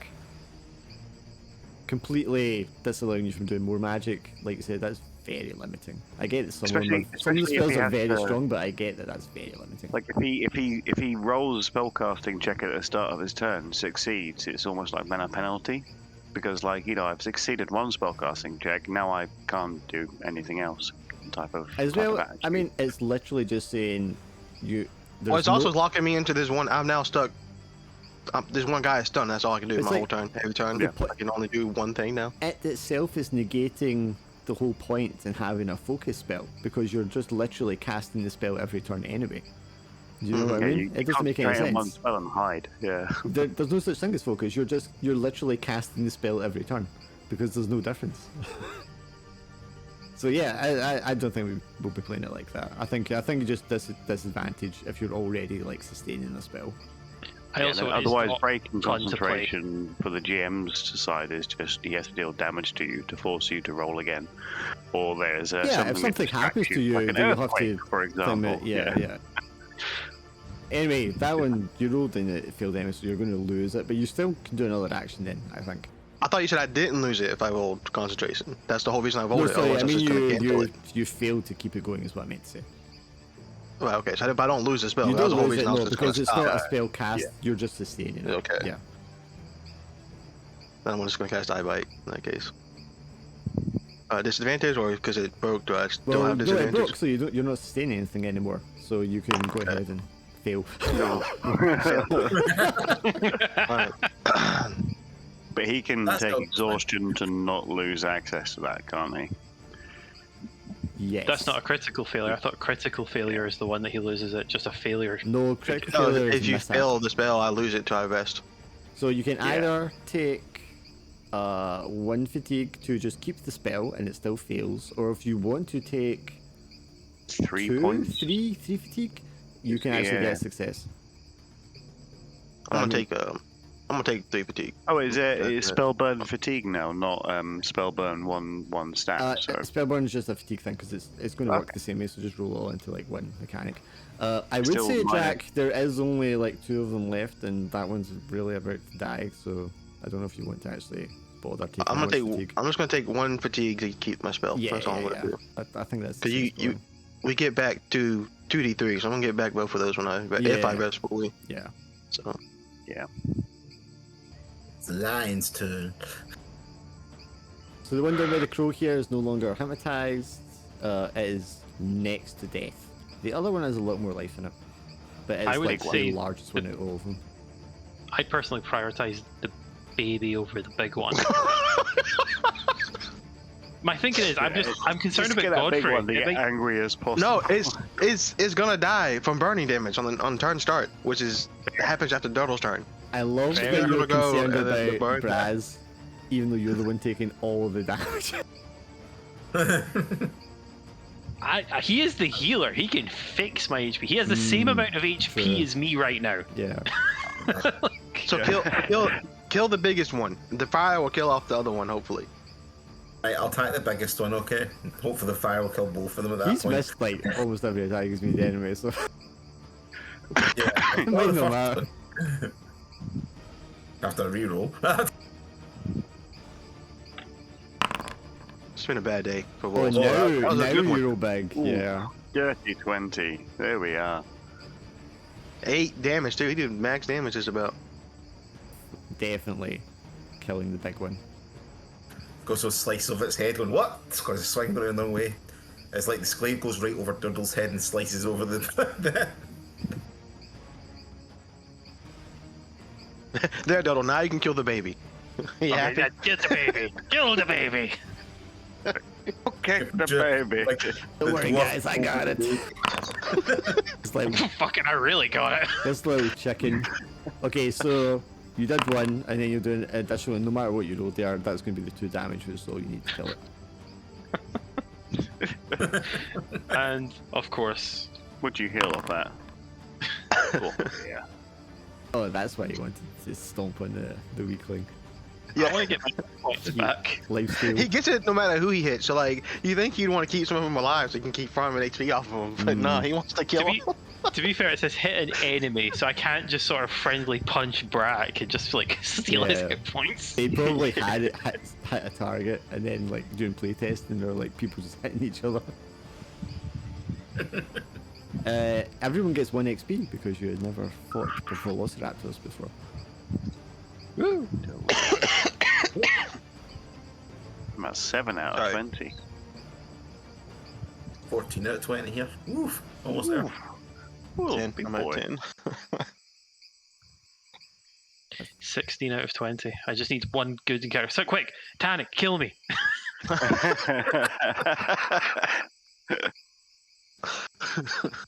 Push me down. Borrowing your mace. Are you sure about this? I need those scars. I want to be charismatic. Picture the charismatic elephant with Tuscle in there. With that, the last of the dinosaurs are slain. There are charred, Oh, smoking fun. bodies in the mud. They're all cooked, ready to eat. Cooked. Pre-cured. Oh. I think you'll actually get less rations, possibly off them, because of that, though. Right, so, okay, from this point then, we need to explore in this bit and we can cut off these dinosaurs for rations for the feeding time later. I'm gonna check any mutilated corpses around here that aren't dinosaurs. Yes, investigating the leftovers, and particularly inside the den, where you find like a nest of half a dozen dinosaur eggs. These kind of elongated egg shapes. Yo, could we have like a Velociraptor hunting pack? Going Is that even a thing? Theoretically, sort of- yes. Should we take 2 take- eggs? We're taking the eggs. Yeah, we could sell. We could like, I don't know, give them to. There's a Beastmaster around here somewhere. Then let Durdle smash city? the rest and heal further. That's an interesting theoretical discussion about me murdering the eggs. Does that count as an enemy if he stamps on them? At what point does the egg become a legitimate life force that can extinguish for HP? Keep a It just- stockpile of dinosaur eggs and just drop I- them mid-combat. Scam. I feel I'm really playing the Demonborn really fucking hard. Devours the eggs, man. Anyway, in that nest, you will find the remains of a much eaten and chewed upon wealthy elf. Yeah. Clothes, I mean, they're not going to be worth anything anymore, but they would have been valuable if they were like intact. They'll be like shredded to pieces and soaked in blood. The only thing that maybe remains is like the better part of the face, but all the soft tissue, the eyes and the cheeks have been like ripped apart, making it like unrecognizable as well. But you would guess from the jewelry and the clothing that this was either the wealthier merchant in the party or perhaps the diplomat. Check if there's any sort of unique jewellery or anything that we can use, either one for identification or for value. Oh, that's what Durdle was about to say. Yes, he has 2 exquisite silvered daggers still in the sheath. Oh, take them, put them in the treasure pile. Yeah, I've got plenty of space if you want to pass them over. You got 13 out of 16 slots. Pretty sure. Yep, I have made silver dagger the other night. Alright, so those are in Brazzies. They're like actual weapons. They're not even like treasure. Oh, there's a silver dagger there. What's the difference? Silvered dagger. So the blade has been dipped in silver, basically. So there's like it's like gilded silver. Finesse, thrown, pierce, flash, 1d4. So if anyone wants a dagger that they can throw at somebody. The only reason I'd keep a silver dagger over a regular dagger would be if the silver was effective against certain monsters or something. Yes, Yeah, that's exactly the purpose of them. And you would know So that. What kind of lore keep in one this sell the other. world would somebody? What kind of, like? Obviously, we're thinking Being silver. natives to this land, you will be familiar of the tale of the Rakshasa, which is basically which is demon? derived from the Indian version of what a vampire is. Yeah. So like effective against undead and werewolf and shapeshifters type of knowledge, or just undead. Were creatures, people that are cursed with turning into animal on the full moon or a blood moon or whatever, is definitely a legend you will have heard of. Yes. Yeah. And silver is meant to be effective against those and undead creatures. I think you'd all be aware of that too. Well, I guess Yeah. Tannic would be the only one who'd want to keep one, I'm assuming. Yeah, maybe in worst case we can sell them. Or maybe there's an engraving or something on one of them, possibly Well, used to There's represent the 2, town. so you can keep one just in case we ever need one, and we can sell the other one too. There we go. Right. Okay, so we need to rip these things for food, and we have to check the other elf as well in case he's got any information, anything on him. You'll also have a pouch of coins on him. I just need to roll how much gold he's got. I'm gonna make I don't know, kind of like a big stretcher to take the bodies back with us, because we told one guy we'd do that. I think less of a stretcher and more of a bag for the bones would be suitable because he's been torn to pieces. The pouch will have 5 gold coins in it. I don't even have a bag on me though. What I do have is rope, and then I guess we would need, I don't know, vines or something to make something that, we could put him on and drag him with us. I guess I have a sleeping bag, but I'm not using my sleeping bag for that. Sorry. Yes, there are 5 gold coins. How would you like me to distribute those? Each get one, and then we'll keep one for the shared Build bank. space. Yeah. You could have the 5th one as silver coins, so you could split it evenly if you want. We'll just put it in the joint account thing of also. Oh, you can do that when you get back to town. You can't do that when you're out in the wilderness. Yeah. So we'll just keep the 5 and together and on one person for now, and then when we get back, we'll split it in, something like that. Yeah, just do it that way. Okay, so Do you want to use Durdle for that? Because I don't have any personal money. I don't trust Duddle to hold money when he see that lost number 7 go gold up, coins. don't Are you going to burn down any more buildings while we're out here? Yeah. I trust Baz with the money more than I trust Duddle. That's fair. That is entirely fair. I agree with that point. I trust Braz too. I just thought for simplicity and a mathematics point, I would offer that. So But as this- I'll go up by 2 gold pieces. 5. They said just give it to everyone. Give it all to one Right. person, so you go up by 5. I figured one gold per head. You And can then, do that if you we want. It's up to you. Yeah, we could. Yeah, the extra one can go to Baz, and he'll put it up. yeah, when then we the get back. extra one goes to me, so I'm holding 1 extra gold for the party until we get Okay, back. so everyone gets 1 gold piece. There we go. I've got Turtle 2 can silver Be daggers, happy a but little bit. Tannic might get. Does anyone have a good dexterity to throw daggers with? Would that be good for Durdle? I have a +1. Because they're at least a good temporary ranged weapon for the time being. So if you want to be chucking daggers at people, if you need to. I wouldn't mind, but I might ask if you could take the oil flask, or someone could take an oil flask. Yeah, well, from me. I mean, I've got these 2 daggers. They are 1 slot. So if you want to swap one of these daggers for an oil flask, I can do that. No worries. I'll give your character the oil flask, and I'll take a dagger. drag and drop it off to the UI in the left? Oops, I think I dropped it onto your Yeah, token. don't drop on the map because it creates like an item pile for it. But I think you can pick up the item pile. You can now drag that to your. Yeah, I can drop that. Create file. Nice. Yeah. So I I can just do will that. attempt to add functionality so you can drop it on the party HUD and maybe I've drop it on picked up. someone that way. Nice. Yeah, I didn't. Yeah, I was going to try that, but I figured. Yeah, so if you just double click the silver dagger as it's appeared on the map, it should give you the option to pick it up, just like I did for your oil. I am too far away from that pile. I didn't know that was a thing. Huh? Dorsey. Anyone else want a dagger? The only person who can make use of it So, is you and I think Danik. you can. I think you can use strength to throw it as well. Let me double check. Thrown. If it's Says- finesse, you can. It also gives Yeah. finesse and throw. Finesse and thrown. So I guess you If you can want to use sell it strength. to me, I'll or- take the dagger then if you want space for it. You can use it just in case. I mean, I don't need the space, but if you would like a 1d4 ranged option, like an annoying little silver dagger, and yeah, it's offering that up, so that can go on the ground. Then once we, obviously make sure you retrieve them. If you chuck it off a cliff, then that's a little bit of, because I imagine we probably, use these, as we said, for proof for the elves, but silver dagger sells for a good amount, I imagine. You're giving me Lord of the Rings movie moments. Because Aragorn has a dagger, and miraculously, whenever he's end of combat, he picks up the dagger that's just conveniently at his feet. He's always there. He's always, yeah. I think there is a magical dagger you can get that always returns to you.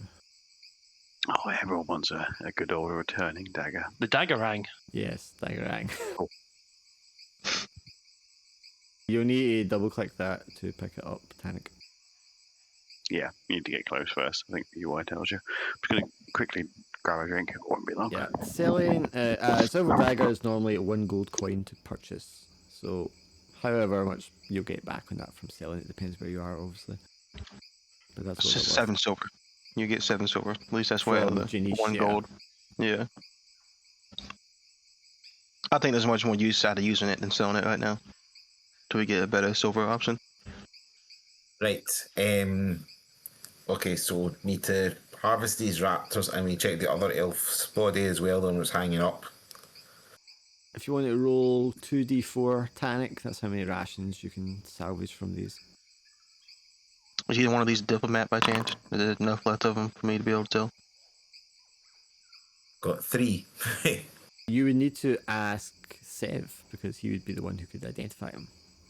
Oh, well, alright, I'll just continue making the makeshift body bags. Because he looks like he might be a diplomat, he also might be a wealthy merchant, though.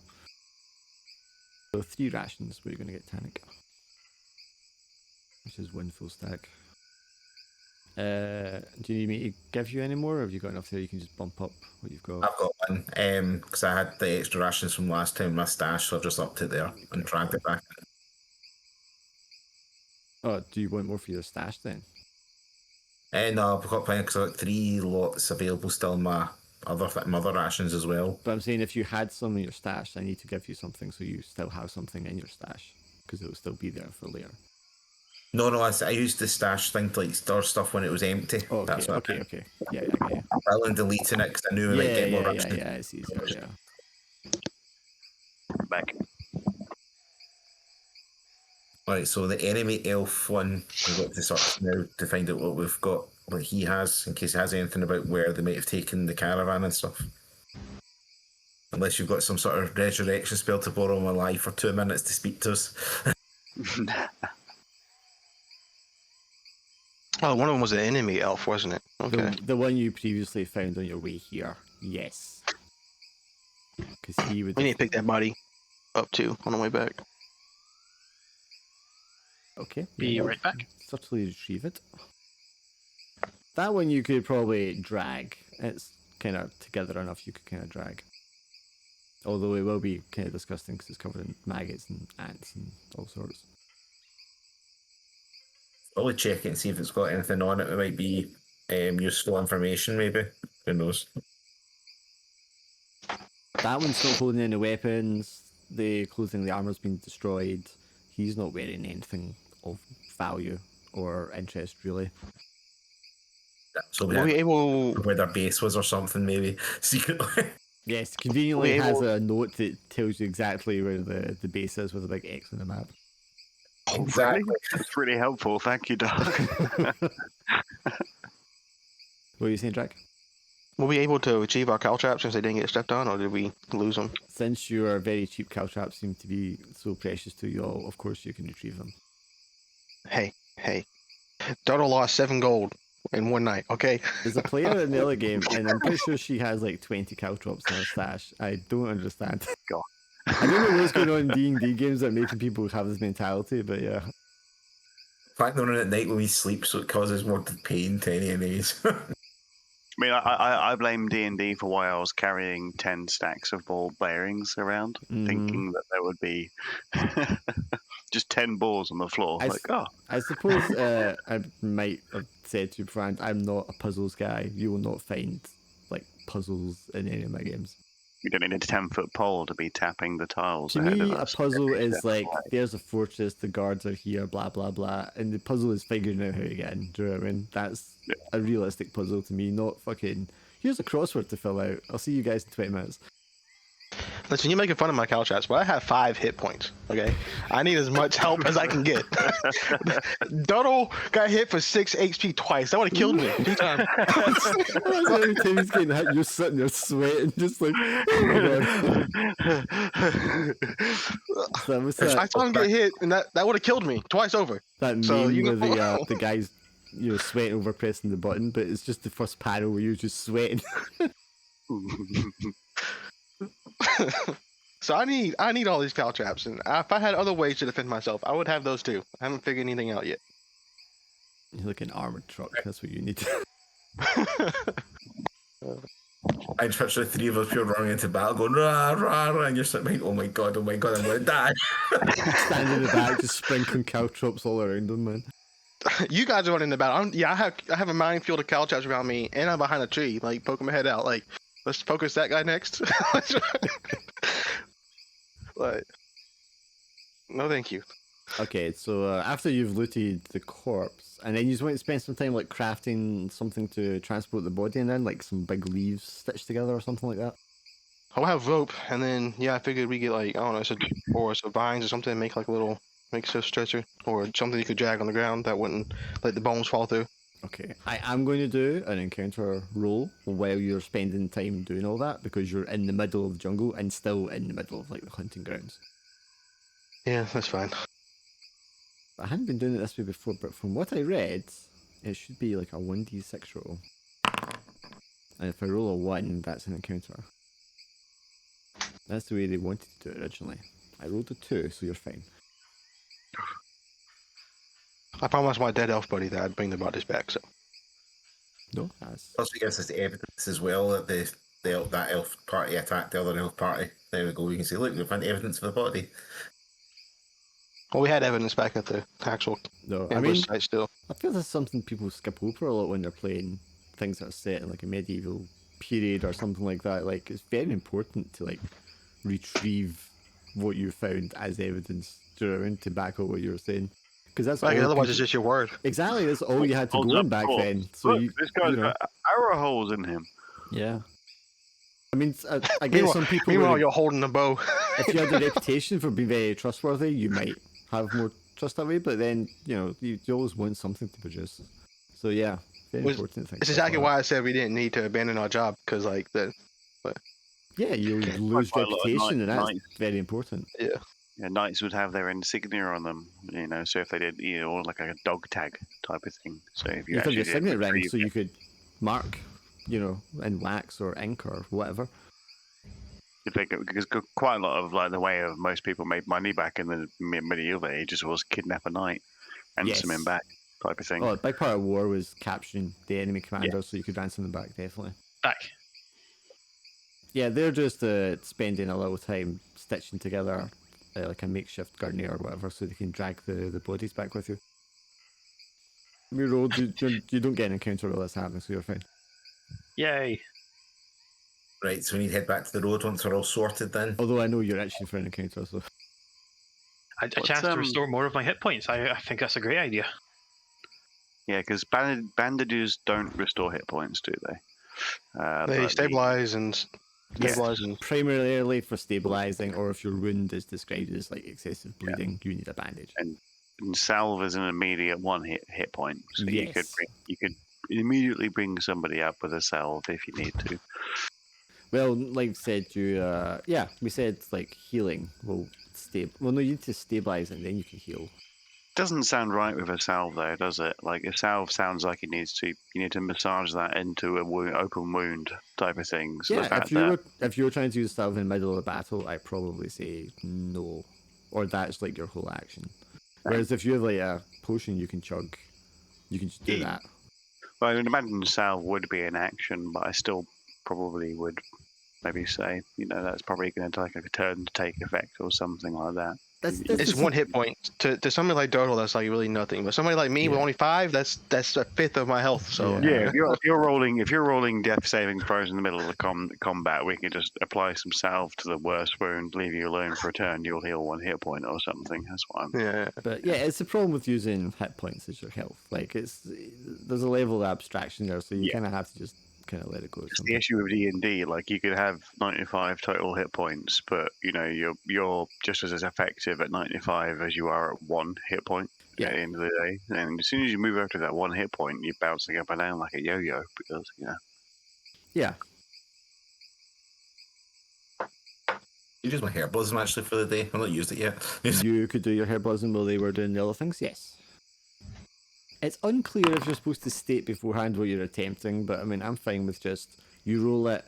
That kind of tells you how much you're kind of finding, which determines what you can craft. Right, so I can kind of curative again. You can make a curative, yes. If anyone needs me to carry something, I'm obviously the party hauler, not to be racist or anything, but Well, we also having this whole stretcher gunnery thing we're dragging with us. oh yeah, Technically. That is just going to affect the journey roll because it'll be a modifier on it, I think. Well, I mean, like if we had like people who needed too much inventory space, they could drop something on there. Oh yeah, we're dragging it. Yeah, we're dragging it in always. So you might want to give that curative to Dirtle before we go. Yeah, I'll get one of them over. You can just apply it to him and then he can just heal it. You don't have to bother with like actually switching the item. Well, just rubbing some salve on his head. I could attempt a spell as well. Give him a cheeky 2d6 to bump up that level. We'll save that for now, I think, in case we encounter something. Alright, so we're using the curative or not? That's just so I know what I'm doing. Yeah, I would use the curative right now. Save the spell for combat. Alright, so 2d8. Here we go. Yay! 4 hit points. 2d8, mate. Oof. That's good enough. I said it was 2d8. That's better than my spell. Yeah, use that. I just have to find them though. I have to roll like basically a high roll to get one in. Yeah. But you did that last session and this one, so that's 2 now. So I was like, yeah, let's go ahead and. I think any one of us here who have played an RPG knows what it's like to hoard curatives. Use them on a rainy day.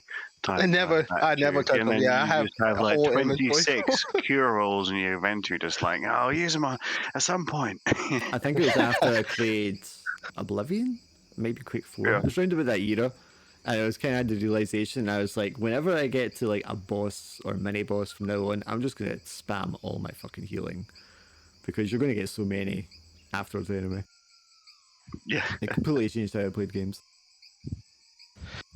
I think I was playing Divinity Original Sin or whatever. And I was like, why do I have fucking 37 health potions in my life? What am I doing with it? Meanwhile, you're like at 2 HP and sweating, dying on the next turn. Yeah. I'm holding exploding arrows. Surely I should just use some of these really good arrows. But if I use them, they'll go away. Yeah.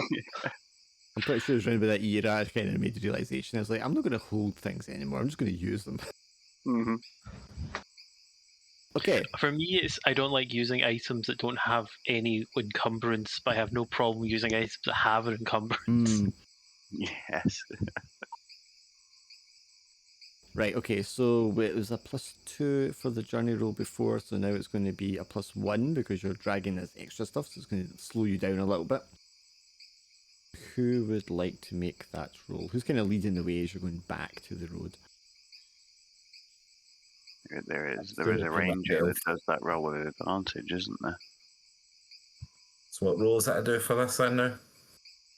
D20 plus 1, you'll have advantage. I'll just roll 1d20, right, and just add 1 to it, right? Yeah. Well, technically you roll it twice because you got advantage. You use the highest. It doesn't like me, does it? The good news is 6 is indeed higher than 5. Yeah. The bad news is It's a you need 7. a 9. Well, actually, you need higher than a 9. You need a 12 here. Right, so that's going to mean something's going to show up. Let me... Where did I put this encounter table now? It's jungle events. Oh, okay.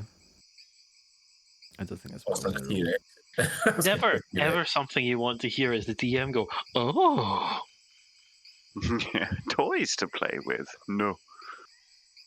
It's going to be boars again, I was going to say. No, it's going to be interesting. One second. Oh, and they're hostile as well. Lucky me. What's this? You accidentally rolled a boar Draco Lich? How the hell did you do that?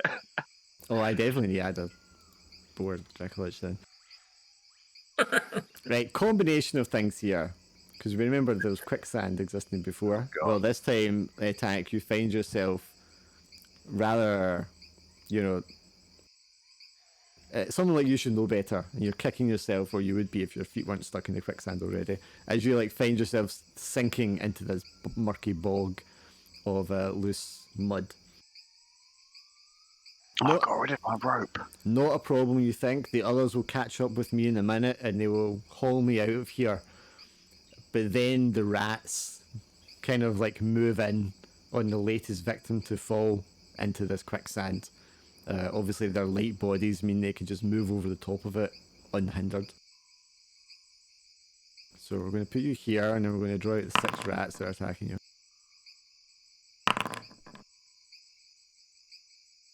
Not even rodents of unusual size, just rats. Just regular rats, yeah. No. Is there any worse fate for a lionkin? Do we have an AoE spell? I don't think so. It's like, snacks, bite them all, bite them all. You try to bite me, I'll bite you. Doing this with the smaller tokens, honestly. I'd say it'd be the perfect time for a roar. Gonna probably attempt that. It's probably the best action. I was gonna say. Just do it like this and then roll all of them. All I want to see is if any of them get to go before you do. Boom, boom, boom. Yeah, most of them get to go before you do. Step away for 1 minute, come back and be insulted by a horde of bats. Alright. Well, you guys are a little bit behind him because I'm imagining you are dragging those bodies and he's scouting ahead because he's a professional. He knows what he's doing. He's not the kind of idiot to just walk into a pit of quicksand. Let me watch him just drop 2 feet up to his thighs. Like, oh. Oh, damn it. They're too busy eating that raptor, that wee chicken. Okay, so how's best doing this? I think each of these are a separate disease roll. Yeah, I'm just going to do it this way, so that's 1.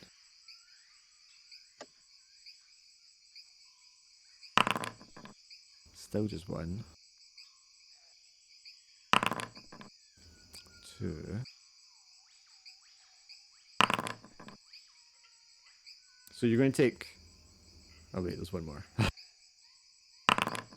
Okay, so you're going to take 5 HP damage from these rats. Panic. And then I need you to make 5 con rolls. And it's a DC of 9. So if you get a 9 or higher, you can just keep going. That's 1 fail. Okay, only 1 of them failed. So you're going to take a further 3 damage. I'm down to 8. Half my life. Because you succeeded on the final one there, you do not need to keep making them daily. Oof. Depending on how that's kind of written there. But yeah. Eh. So then, Tank, you get to do something, and then the others will catch up to you. Probably the best option is do a roar here and see if that scares any of them away. That sounds like a smart thing. So as long as they are less than your level, they're just going to be afraid of you, correct? Yeah, basically, they become afraid, all of them. And I think we could all agree rats, when they're afraid, they're just going to scarper and retreat. Yeah, it makes sense too. So I'll use my roar. Yeah, and they're all like level very low. Especially so if they're all it comes from the terminal predator. Is it any of them are level 3, then technically they would stay. Yeah, they're definitely not a high level. I'm imagining like it was actually like a horde of rats of like 20 or something, and like you were like biting and shouting and screaming and throwing them all around the place. Yeah, you just hear this deafening roar that you've heard before from Tannic, and you just come running up in a panic, you know, fearful of what kind of massive dinosaur has like attacked him in the bush here. What else could sneak up on such a skilled ranger and predator of the jungle? Ah, sand rats. And he is just like waist deep in quicksand as you like run up to him. Let's try and pull him out. With all these little bites over his fur. We'll pull him out and ask him what happened later. I don't want to talk about it. So long as you have a rope, he's going to get out of that, just no problem. You don't need any rules or anything. Well, that's what I said earlier. I left my rope in the. Oh. Well, I think I either. So, has anyone else got a rope? Anyone else? I think Godfrey has I have one. hope. Yeah, I have hope. Yeah. Yeah. So. All he needs is rope, and he's going to haul himself out. Not a problem. It'd be kind of exhausting, tired when you do so, but yeah, you'll be fine. You get a bath, get less sand up my fur. You shake it off, and the others can't help but notice some of the bloody bites, small bites on your arms. You're looking wounded, friend. What happened to you in the sand? I don't want to talk about it. Well, worry not. Have 4 of those missing hit points back. And this is why we keep it in reserve. Yep. I don't think we haven't actually killed rats yet, by the way, to get thinking about it. Yeah. Oh, An encounter with rats that we successfully beat? Tannic did it alone. Tannic can get 1 XP. Oh. It's the fact, what about the quicksand? That's a hazard. That's not a thing. Okay. Do we give you an XP for encountering quicksand and realizing how dangerous it is, just like in the movies? He's learned his lesson. Don't walk that way. Okay, yeah, the rest of you can have 1 XP as well. The experience is there. The experience of not completely relying on your ranger all the time. My good man. So the comedy act was really happy. He can have trouble if you leave him alone too often. But that was an interrupted journey, so you're going to have to make the journey roll again. So that's going to be Durdle this time, if you want to roll a d20 plus 1. You're halfway there now, so you'll need a 12. That's 13. You're just going to make the rest of the journey no problem. You will take 1 more fatigue. And you arrive back on the road at the site of the former massacre. Ugh, that's a lot of negatives suddenly happened on my sheet. You've made good time, so you actually get back here. Well, actually, let's. Sorry, I didn't mean to interrupt you. Let's see how about. Oh, here's his name. It's on his character sheet. Seville Nirabala Sala Farmas Camille Vinyar. You want to give that to us in chat? Yeah, there you go. That was his full name. I knew I had it somewhere. So he gets advantage on this. Critical success. Yes, your Elvish warrior friend made it to the outpost in record time, requisitioned the guards of the outpost, and brought them back to this site. So he's actually going to get there before you get back here. The guards are already set up. As you're approaching, they're like, who are you guys? Like, identify yourselves. And then when they see the Fanny and the demon-born dwarf, they recognize the description from Sev already.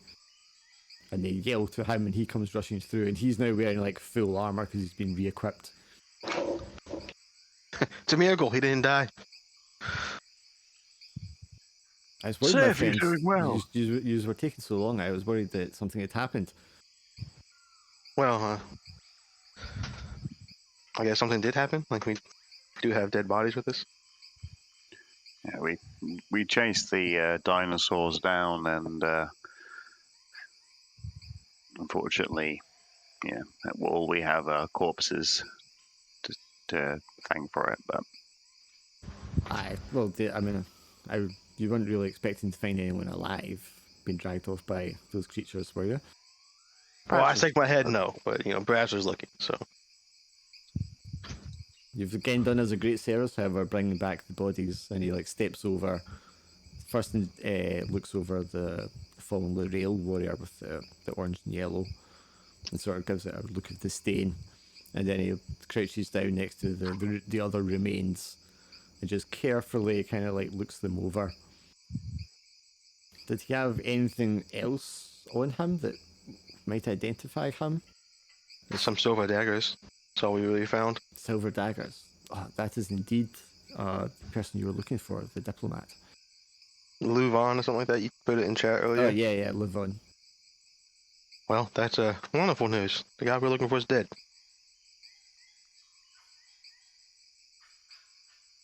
Unfortunately, my friend, yes. I feared that this would be his fate.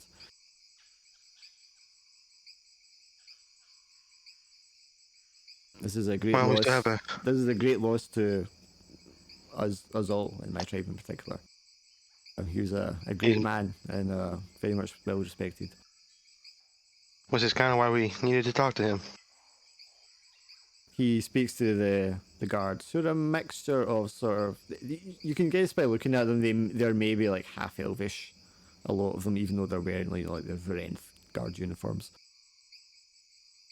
And they say about, they've got their own wagon with them, and they're putting the remains, all the remains of the bodies, stacked up in there. While they're doing that, Sev, will ask you because you've said that. So, what was your mission to speak to Levon? Like, why were you seeking him out? We were told he could help make introductions and on a positive note, make introductions on a positive note with the Elvish tribal leaders. Well, I mean, I owe you my life. I would be more than happy to introduce you as friends to my tribe. You've proven yourselves allies. I'd be more than honored to do so. We found something that belongs to your people. We just didn't want them to think that we were the ones who took it. Okay. So, what did you find? Where did you find it? I don't even want to show it in front of all the people here. We can get into it after we save the caravan, I guess. Okay. Now he's like,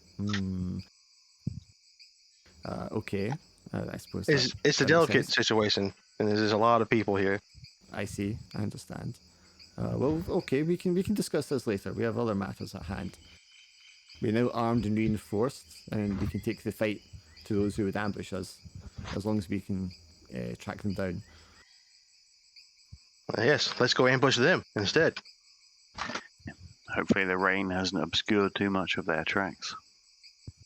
We've still got like half a day, I would reckon, of travel time, because you didn't go too far into the forest, the jungle. So, I mean, yeah, you can do some traveling to try and track them down today if you want to try and make up some ground. How would go on like double speed work in this case? You take fatigue. We take fatigue. anyway? So You is it take extra? fatigue. Yeah, you take extra fatigue because you're pushing yourselves to cover more distance quicker. Oh, that reminds me. Do I need to take fatigue from the trip from the dinosaurs back to here, or no? Yes, everybody did. Yeah. I did not. I'll add that to my list. Yeah, so we should all be at base fatigue 2.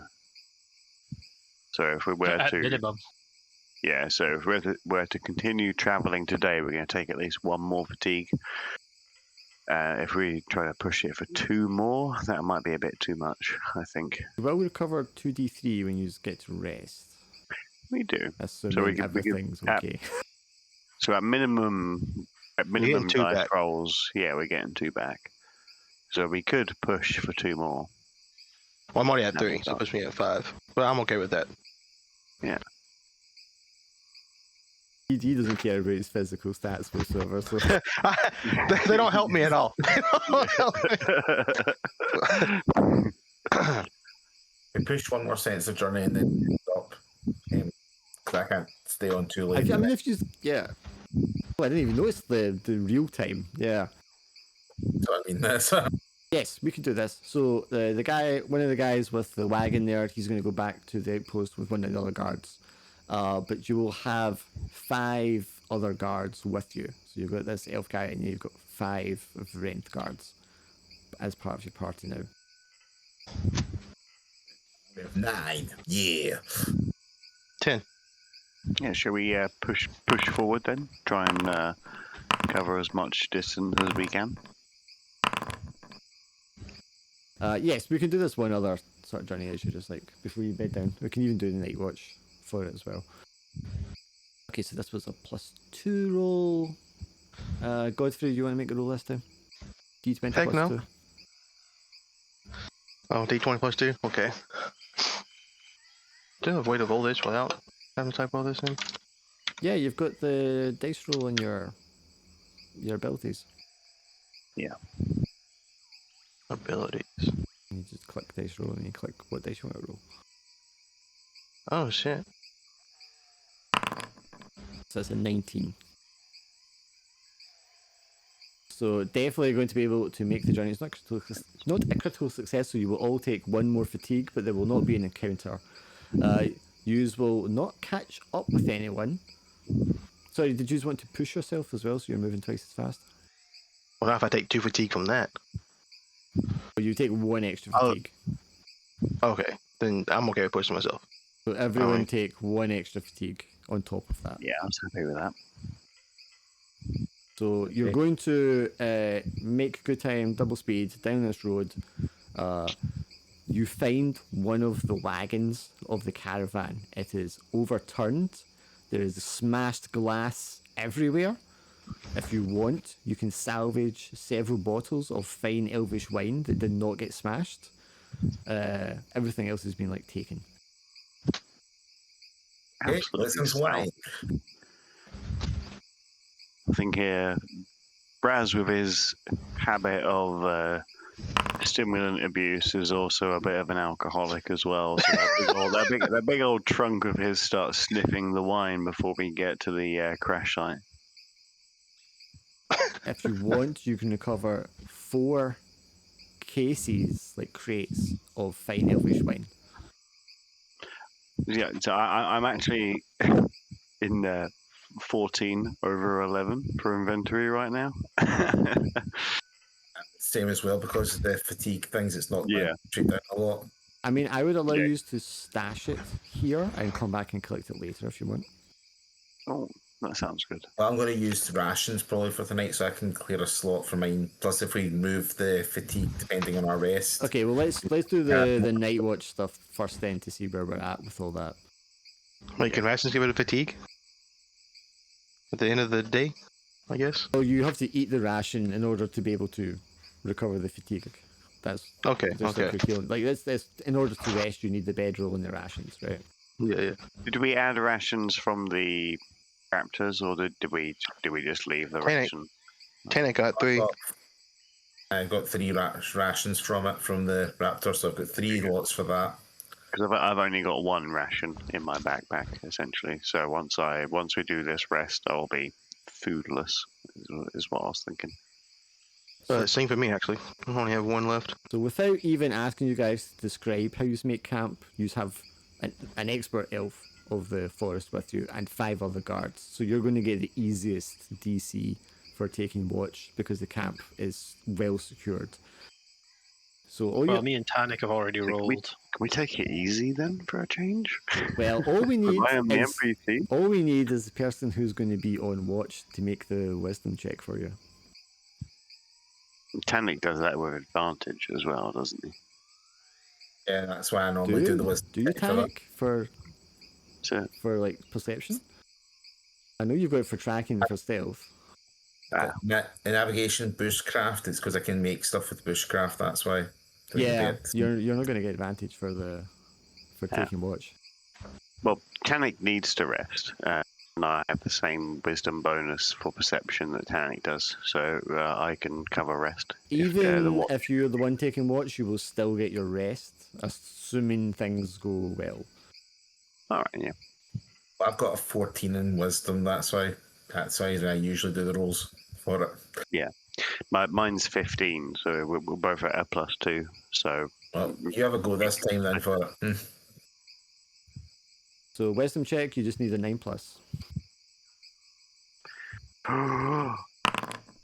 13. Yeah, you're going to be totally fine. I'll use the rations. Regular success, so that means the night is passed safely without incident by the one taking watch. I did write the person who's taking watch doesn't recover as much. But that's not entirely true because there are rules for that in the game. So could you also make a con check for me, Braz? You need a 12. If you get 12, then you're going to get your full rest recovery. Yeah, you're going to be fine. So I get the 2d3... As long as, and this applies to everybody, as long as you have a bedroll and you consume a ration, you can do the full rest. So you get 2d3 fatigue back. You get to roll your HP dice for your class to get that much HP back. Damn, minimum. And if you did, if you lost spells, you get 1d4 spells back.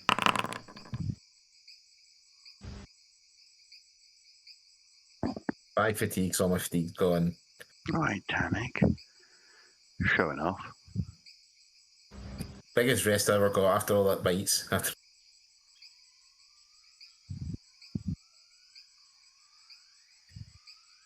And it's my health dice that I can restore back, isn't it? Yes. I have a because yours is the D8. D8. Yeah. Oh, Almost. So close. Almost.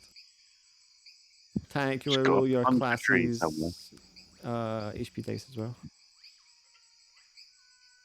Which is for the Rangers D8, which seems crazy to me. I don't know why the Rangers went so high. OG Ranger was always a fighter archetype anyway. Yeah, but to make them the tankiest and not just the same as like a regular fighter, which is a D6, it's a bit weird. Full health there from that 8, so... Yeah, well, you're going to be full health now, so... I used 3 of the rations, so 1 for me and 2 other members of staff don't need to use their rations. Well, I used mine just to empty out that item slot. Only had one left. Same, yeah. I wanted to use mine to get myself to 13 out of 14. Okay, so Doddle, you don't need to use a ration. yay! Unless you want to clear an inventory slot like the others. So Tanik's got the party food. I've got the best. I've got the fried raptor chicken. Well, I'm all out of rations now. Like that was my last one. Period. Same. I was just debating how to do the quest XP for getting the diplomat and stuff, but obviously that quest is really to return the crown. So until you have done that, you won't get the XP for it. Hmm. And obviously you haven't recovered all the... You're not finished recovering the caravan goods just now, so that one's not done yet either. So you won't get any other additional XP just now. Makes sense. We ain't got back to town yet. I'm sorry it started so late tonight, guys. I'll try and be on time next week. It wasn't that much later. About an hour later. You were under 30 minutes, weren't you? To be fair, we didn't help because we distracted and we were chatting politics. We were. Yeah, everyone was here, but then we talked like 30. Well, you guys talked like 30 minutes. I think I was watching a YouTube video doing all that. Okay, you can all get your luck back as well because you'll have fresh luck next time. Double luck, yay! That means Someday, next treat time day. when we start, it's just from the morning, get going, you've got everything ready to go. So what happens when my strength hits 0? Because I was at 1 strength from all the Yeah, is it OG D&D rules? Do you die if any stat hits 0? I think it's only con. I think it's if your con hits 0. I know they have a disease in the other game where if their int goes to 0, they become an NPC. But I think in this it's just if your con goes to That's 0. funny. I don't think the other ones are actually going to kill you. Well, my strength was already abysmally like a 6. I think. Yeah normally it's a Yeah. 6. So. Or you still got 3 fatigue and then you're going to have to travel again. Oh yeah, that's gonna sting. I got 2. I got 2 fatigue. You might, Yeah, I've only got 2 minimum to get fatigue back. you and I was like, might what be the forced fuck? to do an extra rest in order to recover fatigue so you can actually travel again. It is an option. I'm okay. I can travel one more time. It'll be fine. Yeah. Godfrey is an NPC as the crow just hypnotise people to walk by and take their pennies. You've got all these extra NPCs to hide behind now. Yeah. I don't. My strength didn't matter anyways. So, like I said, it's already at 6 to begin with. Like, it's fine. Yeah, my dexterity is also pretty low. I'm already at 7, just thanks to this -2. My con is still nice because it was at 12 initially, so now it's at 9. So it's okay. Yeah, the con is like the lifeline, really. Yeah. Yeah. Strength of the dex are just going to affect things, obviously. Especially the dex, because that's your AC, so that's going to sting when that goes down.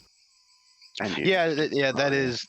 It normally was at 12. Now it's at like 11. But I have a shield that has Sundoing, so I can take 1 hit. Yeah. So the reason I bought the shield. Yeah. Yeah, I got both a helmet and a shield that I was staring at earlier. I need to buy a helmet, but I didn't have enough money left over, so I was just, It's a nice little +1 armor class. You need to grab one. Well, Well, I only have 10 inventory slots, and like I said, 6 of them are taken up with things I have to have. Yeah, the shield takes up 2 slots. well, If you can afford a kite shield, they take up 1 slot. That's what I have a looking at. percola, actually. I have 1 small shield. It's not to give me AC. It is literally to take 1 hit, and then I'm going to discard. Yeah, It's done. yeah. I don't care about how much AC it gives me, because it doesn't matter. I can't afford to take any hit, so I can't. well, I mean, like mechanically as well, you would do a payday with all the encounters leading up to the end of this quest. Then we'll have another buckle nights and see what happens and how many buildings burn down. I'm not going carousing with you guys. After You guys last go time, I don't carousing, blame you. I'm going to spend my time learning Elvis. I don't know if we'll be allowed to go carousing again. We got barred from the pub. Yeah, we've got one floating gold coin. We can at least do that. Well, if Sev take you to his tribe's like village, city, town, whatever, you'll be able to cruise there. Oh yeah. A whole new place to burn down and get barred from. Is there I'm gonna make sure I say mechanical- right next to what's his face. Like this wasn't me. some mechanical use to doing anything else in your downtime?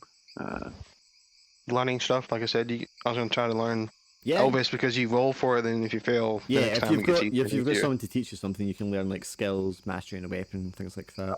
And narratively, I mean, if you want to like do something, like work on a project or something like that, you can always have things like that as well. Really, we need. You're supposed to like. I was going to say this as well. It's like it's a very gamey system, but it's supposed to be a very narrative game. And I don't know why the OSR crowd are so hell bent on that instead of using a more narrative system to help with the narrative game they want to run instead of the 6 attributes in the D20 and all that shit driving. So it's a strange decision to make for game design wise. Yeah, just looking at the PDF and the examples are learn a new language or ride a sandworm using a harness. Like, yeah, it's very specific. Thank you, PDF. It's basically if you want to make up new abilities and that kind of stuff to learn, you can kind of do that. If it makes sense for the setting you're playing the game in, yeah. But I would think you need someone to teach you if you're going to learn something, or be somewhere where you had access to like a vast library if it was more of an academic skill. Yeah. Or someone who speaks Elvis to teach you Elvis. Well, if you're going to Elvish Village, that's easy, obviously. Yeah. And when we get back, I will see the old lady who may or may not kill me. That's it. She can teach you some fun witch stuff. Or use might my have to- body parts as potion ingredients. I don't know yet. You might Except do a for- horrifying fairy deal where you lose all of the memories of your childhood, but she teaches you something. But I was born in the woods. I don't think I'm going to care too much. yeah. They also have Oh, that horrifying experience! Take them all. they also have like space for boons, which is supposed to be like one-off bonuses you can get from gods and deities and Oh, stuff wow. like that. Not gods being deities, but magical creatures and things like that. So like if you did something that particularly pleased your god, Brax, you might get a boon for a day or a week or however long. Or a favour from a unicorn. Yeah. That's one of the examples in the PDF. Yeah, A yeah. favour owed by a unicorn, a title granted by a baron. But yeah, if there's anything else you want to do at the time, you can do anything downtime. You can do anything in battle. You don't have to just be like, I hit with swords. I mean, if you want to be more creative with the environment, go ahead. I would highly encourage that. It would just be stat I rolls. appreciate that you let us with the caltrops and the oil and just causing an inferno. I bought the oil flask because I wanted to make Molotovs, and then I forgot that was the plan. Did- Until did- he was like, "Is there any other way you want to do this?" And I'm I- like, "Why are we not just throwing Molotovs?" I was finding it hard to believe that you'd ever play in a game, even D&D, when that you wouldn't have the option to do stuff like that if you came up with it. Like, surely nobody's saying you can't do that. It's not in your character sheet. Can't help but notice that all 5 of you have rocked up to my table with at least one charge of alchemist fire in your inventory. That's very suspicious of you all. I did have a thing when Yeah, Lim I'm- started playing with me, and he was trying to like have secret discussions with other players to surprise me with things. And I was like, I'm not running those type of games. I'm not trying you to don't like need to ruin ambush your the day. DM. You don't need to. Aha, gotcha. The Yeah, DM. it's like, I'll tell me what you want encourage to your do, and I clever- will help Yeah. you make it happen, make it fun. Yeah, Don't hide it from me. I had to train that What? out of like one guy was like, I've got a really fun idea, but I don't know if I want to. Just tell me what you want to Exactly do, that. and I'll tell you how you can accomplish it. You know. Yeah, that was exactly the attitude they had when he came in. And I was like, I don't run my games like that. You don't need to be like it sounds secretive like and you want to planning give against me. me. Yeah, you want to give me a DC 15 Arcana check, and that exact thing that you described will happen. Don't hide it from me. Come Yeah. on, be How do you creative, even yeah. how do you even do something in secret without the DM knowing? Like, Because how You many? have to- You could pass notes around the table. It was like Yeah, old. the idea yeah. was like surprise the DM with what you were going to do for that encounter or whatever. Like an old habit of hiding a character sheet from the DM. Oh, he leveled up. The DM won't even know that I chose this, grappling feat or something. Yeah. like Oh, we're that, just yeah. going to combine these two items and do this thing you didn't expect, DM. Haha, we got you. And it's kind of like, I can kill you anytime I want. You realize that? Yeah. Do you know what I mean? Oh, fuck you, yeah. oh, yeah, haha, you got me. And black hole opens up underneath you because I say so. Like, what? Yeah, I've said this before. It's dumb. I never Yeah, understood the Put whole shiny red adversarial thing. button. No. But also, like, if you want to do something like that, you want to like do something awesome, and the DM doesn't know about it. Now you gotta wait for him to figure out what he's gonna do. Now that's taking time away from the whole game. Yeah. Yeah. Cause like he wasn't, you surprised him, so obviously he didn't know this was happening. So now he's like, hold up, I gotta make an encounter for this, and I gotta figure out yeah, how this it works. slows it down. Yeah, totally. Well, as we Yeah. discussed All before, we these can make it things more do fun, and I keep can it bounce boring things as off well. that. Do you know what I mean? I Yeah, feel like this group of players is the opposite of power min-max gamers. Like, we're actively seeking ways to disadvantage ourselves. Yeah. hold find- up, who do you mean all of us? I'm not trying to actively seek ways to defend myself. I was born. I've just got a bad hand. I'm playing with I was it. going to say, my experience has very much been, you give the players more rope to hang themselves, and they will happily do it. With the exception Oh, of yeah. Jack, he does not do that. Listen, I did it one time. One time, plays- I let he plays the I let cat. something happen to me in one of Dark's games, and he's like, "Something shini's over there," and I was like, "I like shiny things." Yeah. Well, this, He's like, this- "Yeah, it's real shiny. There's, Just go there's, over there." there's the Achilles like- heel I have for you. I know if I just dangle the right thing in front of you, you're going for that sucker. Yeah, I was like, you know what? He's right. It is really shiny. Everyone else leave. I'm gonna go over there because I know something bad's gonna happen. But it's shiny, so I'm gonna do it, and I did it. And then I It's was happened like, more than no, once again. because Well, you got let your this happen hand, to me. you got your hand chopped off once because of it as well. Yeah. The hand I was okay with. I lost the hand. I was like, oh, that happens. But like unleashing the whole demon army on the world, I was like, okay, I gotta bang this in a little bit next time I play. I couldn't just be doing whatever. Yeah, you're saying all that, but this thing's worth 20 silver pieces. Oof. Well, in that case, it was like a diamond. It was like the size of a person. He feels like, yeah, diamond as big as your head or some shit like that. And I was like, hold up, what? It's how big? Just imagine this extra. ninja There you go. character with his arms and legs like wrapped around this giant gem.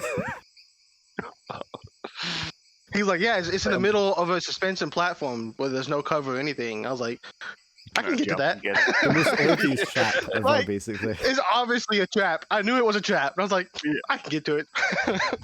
No big deal. I wasn't paying attention to up. everything you said beforehand until you mentioned the giant diamond, so I'm going to jump over the chasm, Yeah. grab the No, diamond. no, I did pay attention. I knew immediately it was a trap. But even though I knew it was a trap, I was like, no, I can get out I of can it. It's do fine. this. What's he? Oh, he's gonna surprise me with like, oh, you're surrounded. I can get out of that. No, that's not what happened. That's not what happened at all. Congratulations. Reminds me of the Looney Tunes. It reminds me, you know, Daffy Duck and the old Looney Tunes. It's like James says, mine, all mine, keep away from it. So I learned a valuable lesson that day. The next time we play games, I was like, no, I'm not going over there for that. Well, then I was being a lot more careful. Well, then the consequence of that in the next game was though that you were the reason for the whole story that was happening. So you had to Yeah, be a the little very next quiet story about it. played. Yeah, the very next story I played in, he was like, "Hey, you remember that demon army you helped unleash? Yeah, now it's fucking killing everybody." I was like, "What?" Yeah, your actions went down into legend and not widely liked. Everyone in the party was like, "What's this secret you have with these demons? Why do they keep looking at you like that?" Like, fuck. Yeah, because he was playing the same character as well in the other I was playing the campaign. same character. Yeah, I was like, "Fuck, don't. There's nothing. I didn't do anything." I just want the crystal, leave me alone. But yeah, I mean, the more communicative you are with players, they tend to be happy to just to go ahead and put themselves in peril anyway. And it can be like Yeah, Swindle, and they're just like completely oblivious anyhow. Do you know what I mean? Because I mean, sometimes as a player, you could sat there thinking of something really cool. If only I could do it. Just talk to your DM or GM or whatever. Yeah, it's maybe a code. Like Calum saying, why would you want to be an adversarial? That's what a war game is for. That's not for role playing games. Do you know what I mean? You're trying to like do something cool together. Even then, it's like if you're adversarial, I think the only thing, like, you're not a good gamer if you're being like a dick to whoever you're with. Definitely not, Like, no. be a good person. No, because it's a game. It's supposed to be fun.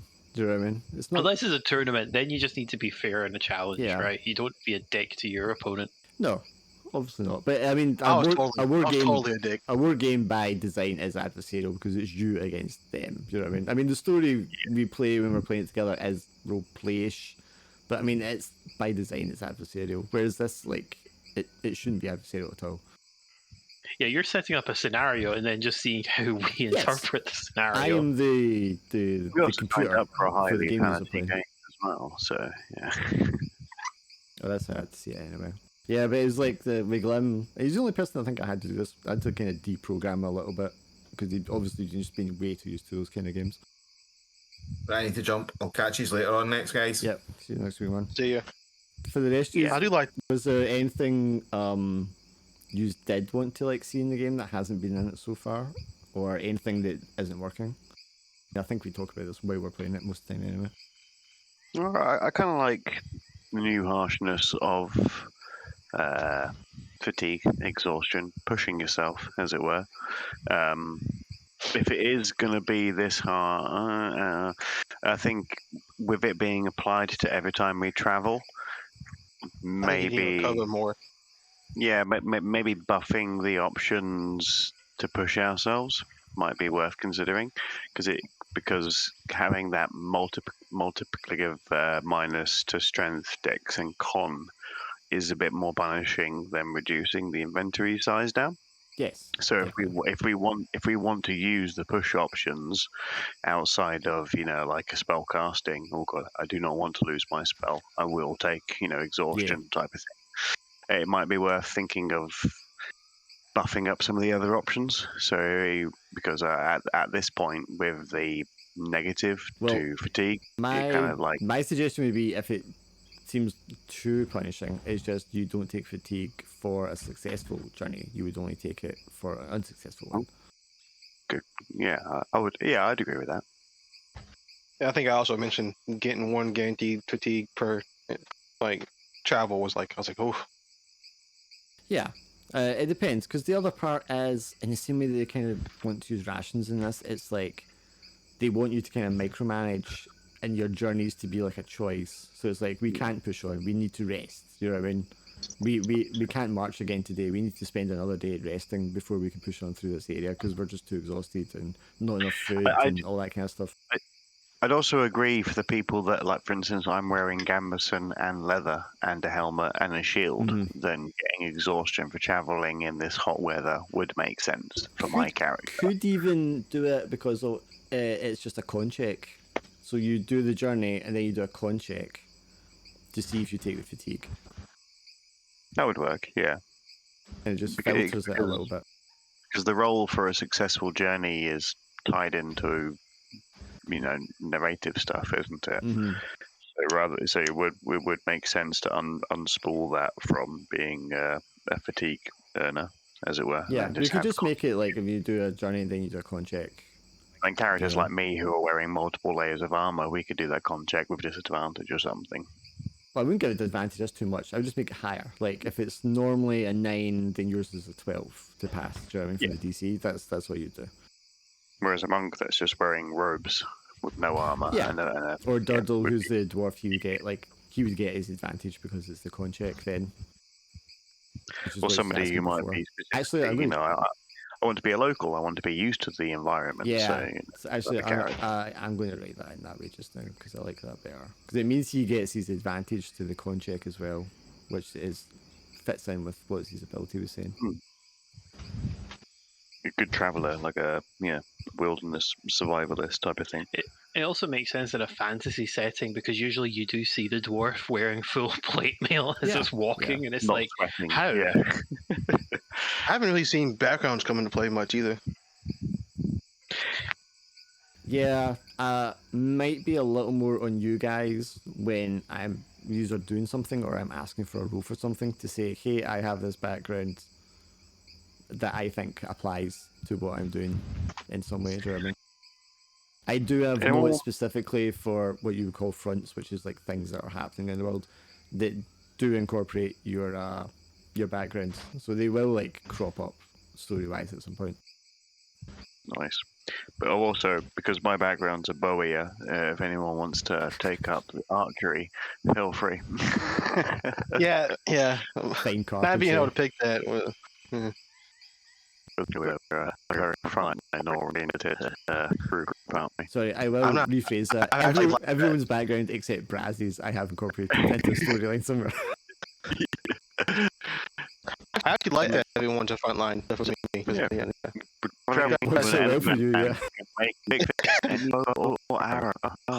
Glorious. You stay up and 10 minutes, but 5 hit points. But like, if you found like a fine elvish bow, for instance, Braz, like I would be like, okay, well, you know exactly how much this is worth, or something like that. Do you know what I mean? Like you would have that kind of knowledge. Might even be able to tell if you find a miscellaneous ancient bow, what kind of people crafted it, because this is in the style of X. Do you know what I mean? Yeah. I can see. I also see you in a more active thing too. Like if we come across people who they interest in this, something they have a base camp or something. Like you just need to know a safe distance to be. Yeah. Right. Yeah. The capabilities and the disadvantages of that particular style. Yeah. Yours is the more complicated one, because yours is treeborn, which is basically anything. I have to go with the beginning, and then I was like, I would ask. I haven't thought of anything. I would think just if something, or if and when something comes to you, because obviously you will spent your life being a witch as well, finding out things. So maybe you've came across something that maybe shows what the significance of that was, whether it's a ritual or just something people did when they abandoned children, or whatever kind of meaning it might have had. So I mean, if you ever, like, if you're doing like the campfire thing to get the XP, you might drop that in. That'd be a good thing to drop in, actually, if you can think of something. Can I put some thought toward it? Yeah. It's the same with the religions, because I was looking at it. I mean, if your character's not religious, the religion they've got down isn't so important.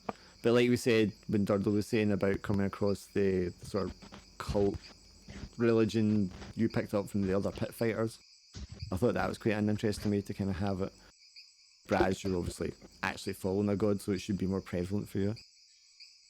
Yeah, I would say my guy's not religious, but then I follow the guy that I'm not talking about anymore, and I feel like that would go against not being religious. Yeah, I've got a thing for that in it, so that is like incorporated in there. It is funny that Durdle. It's funny that Durdle is a secret keeper. Yeah. And then you're also Demonborn, though. That's like an interesting mix. It is weird that for some reason I'm able to play the whole sort of hell through stories for his Demonborn, right? Makes sense, yeah. I mean, imagine the others are watching this and they're seeing like this. We should probably describe it next time. You know, like the red mist coming from the deceased corpse, and you're like absorbing it, and your eyes glow red, and you like regenerate a little bit, and you're kind of like, is that normal for dwarves to do that? I think it's like, the way I would imagine it is like he's smashing the blood, and the blood's falling on him. It's like his knee absorbed his wounds have just been stitched up. Not any less creepy at all.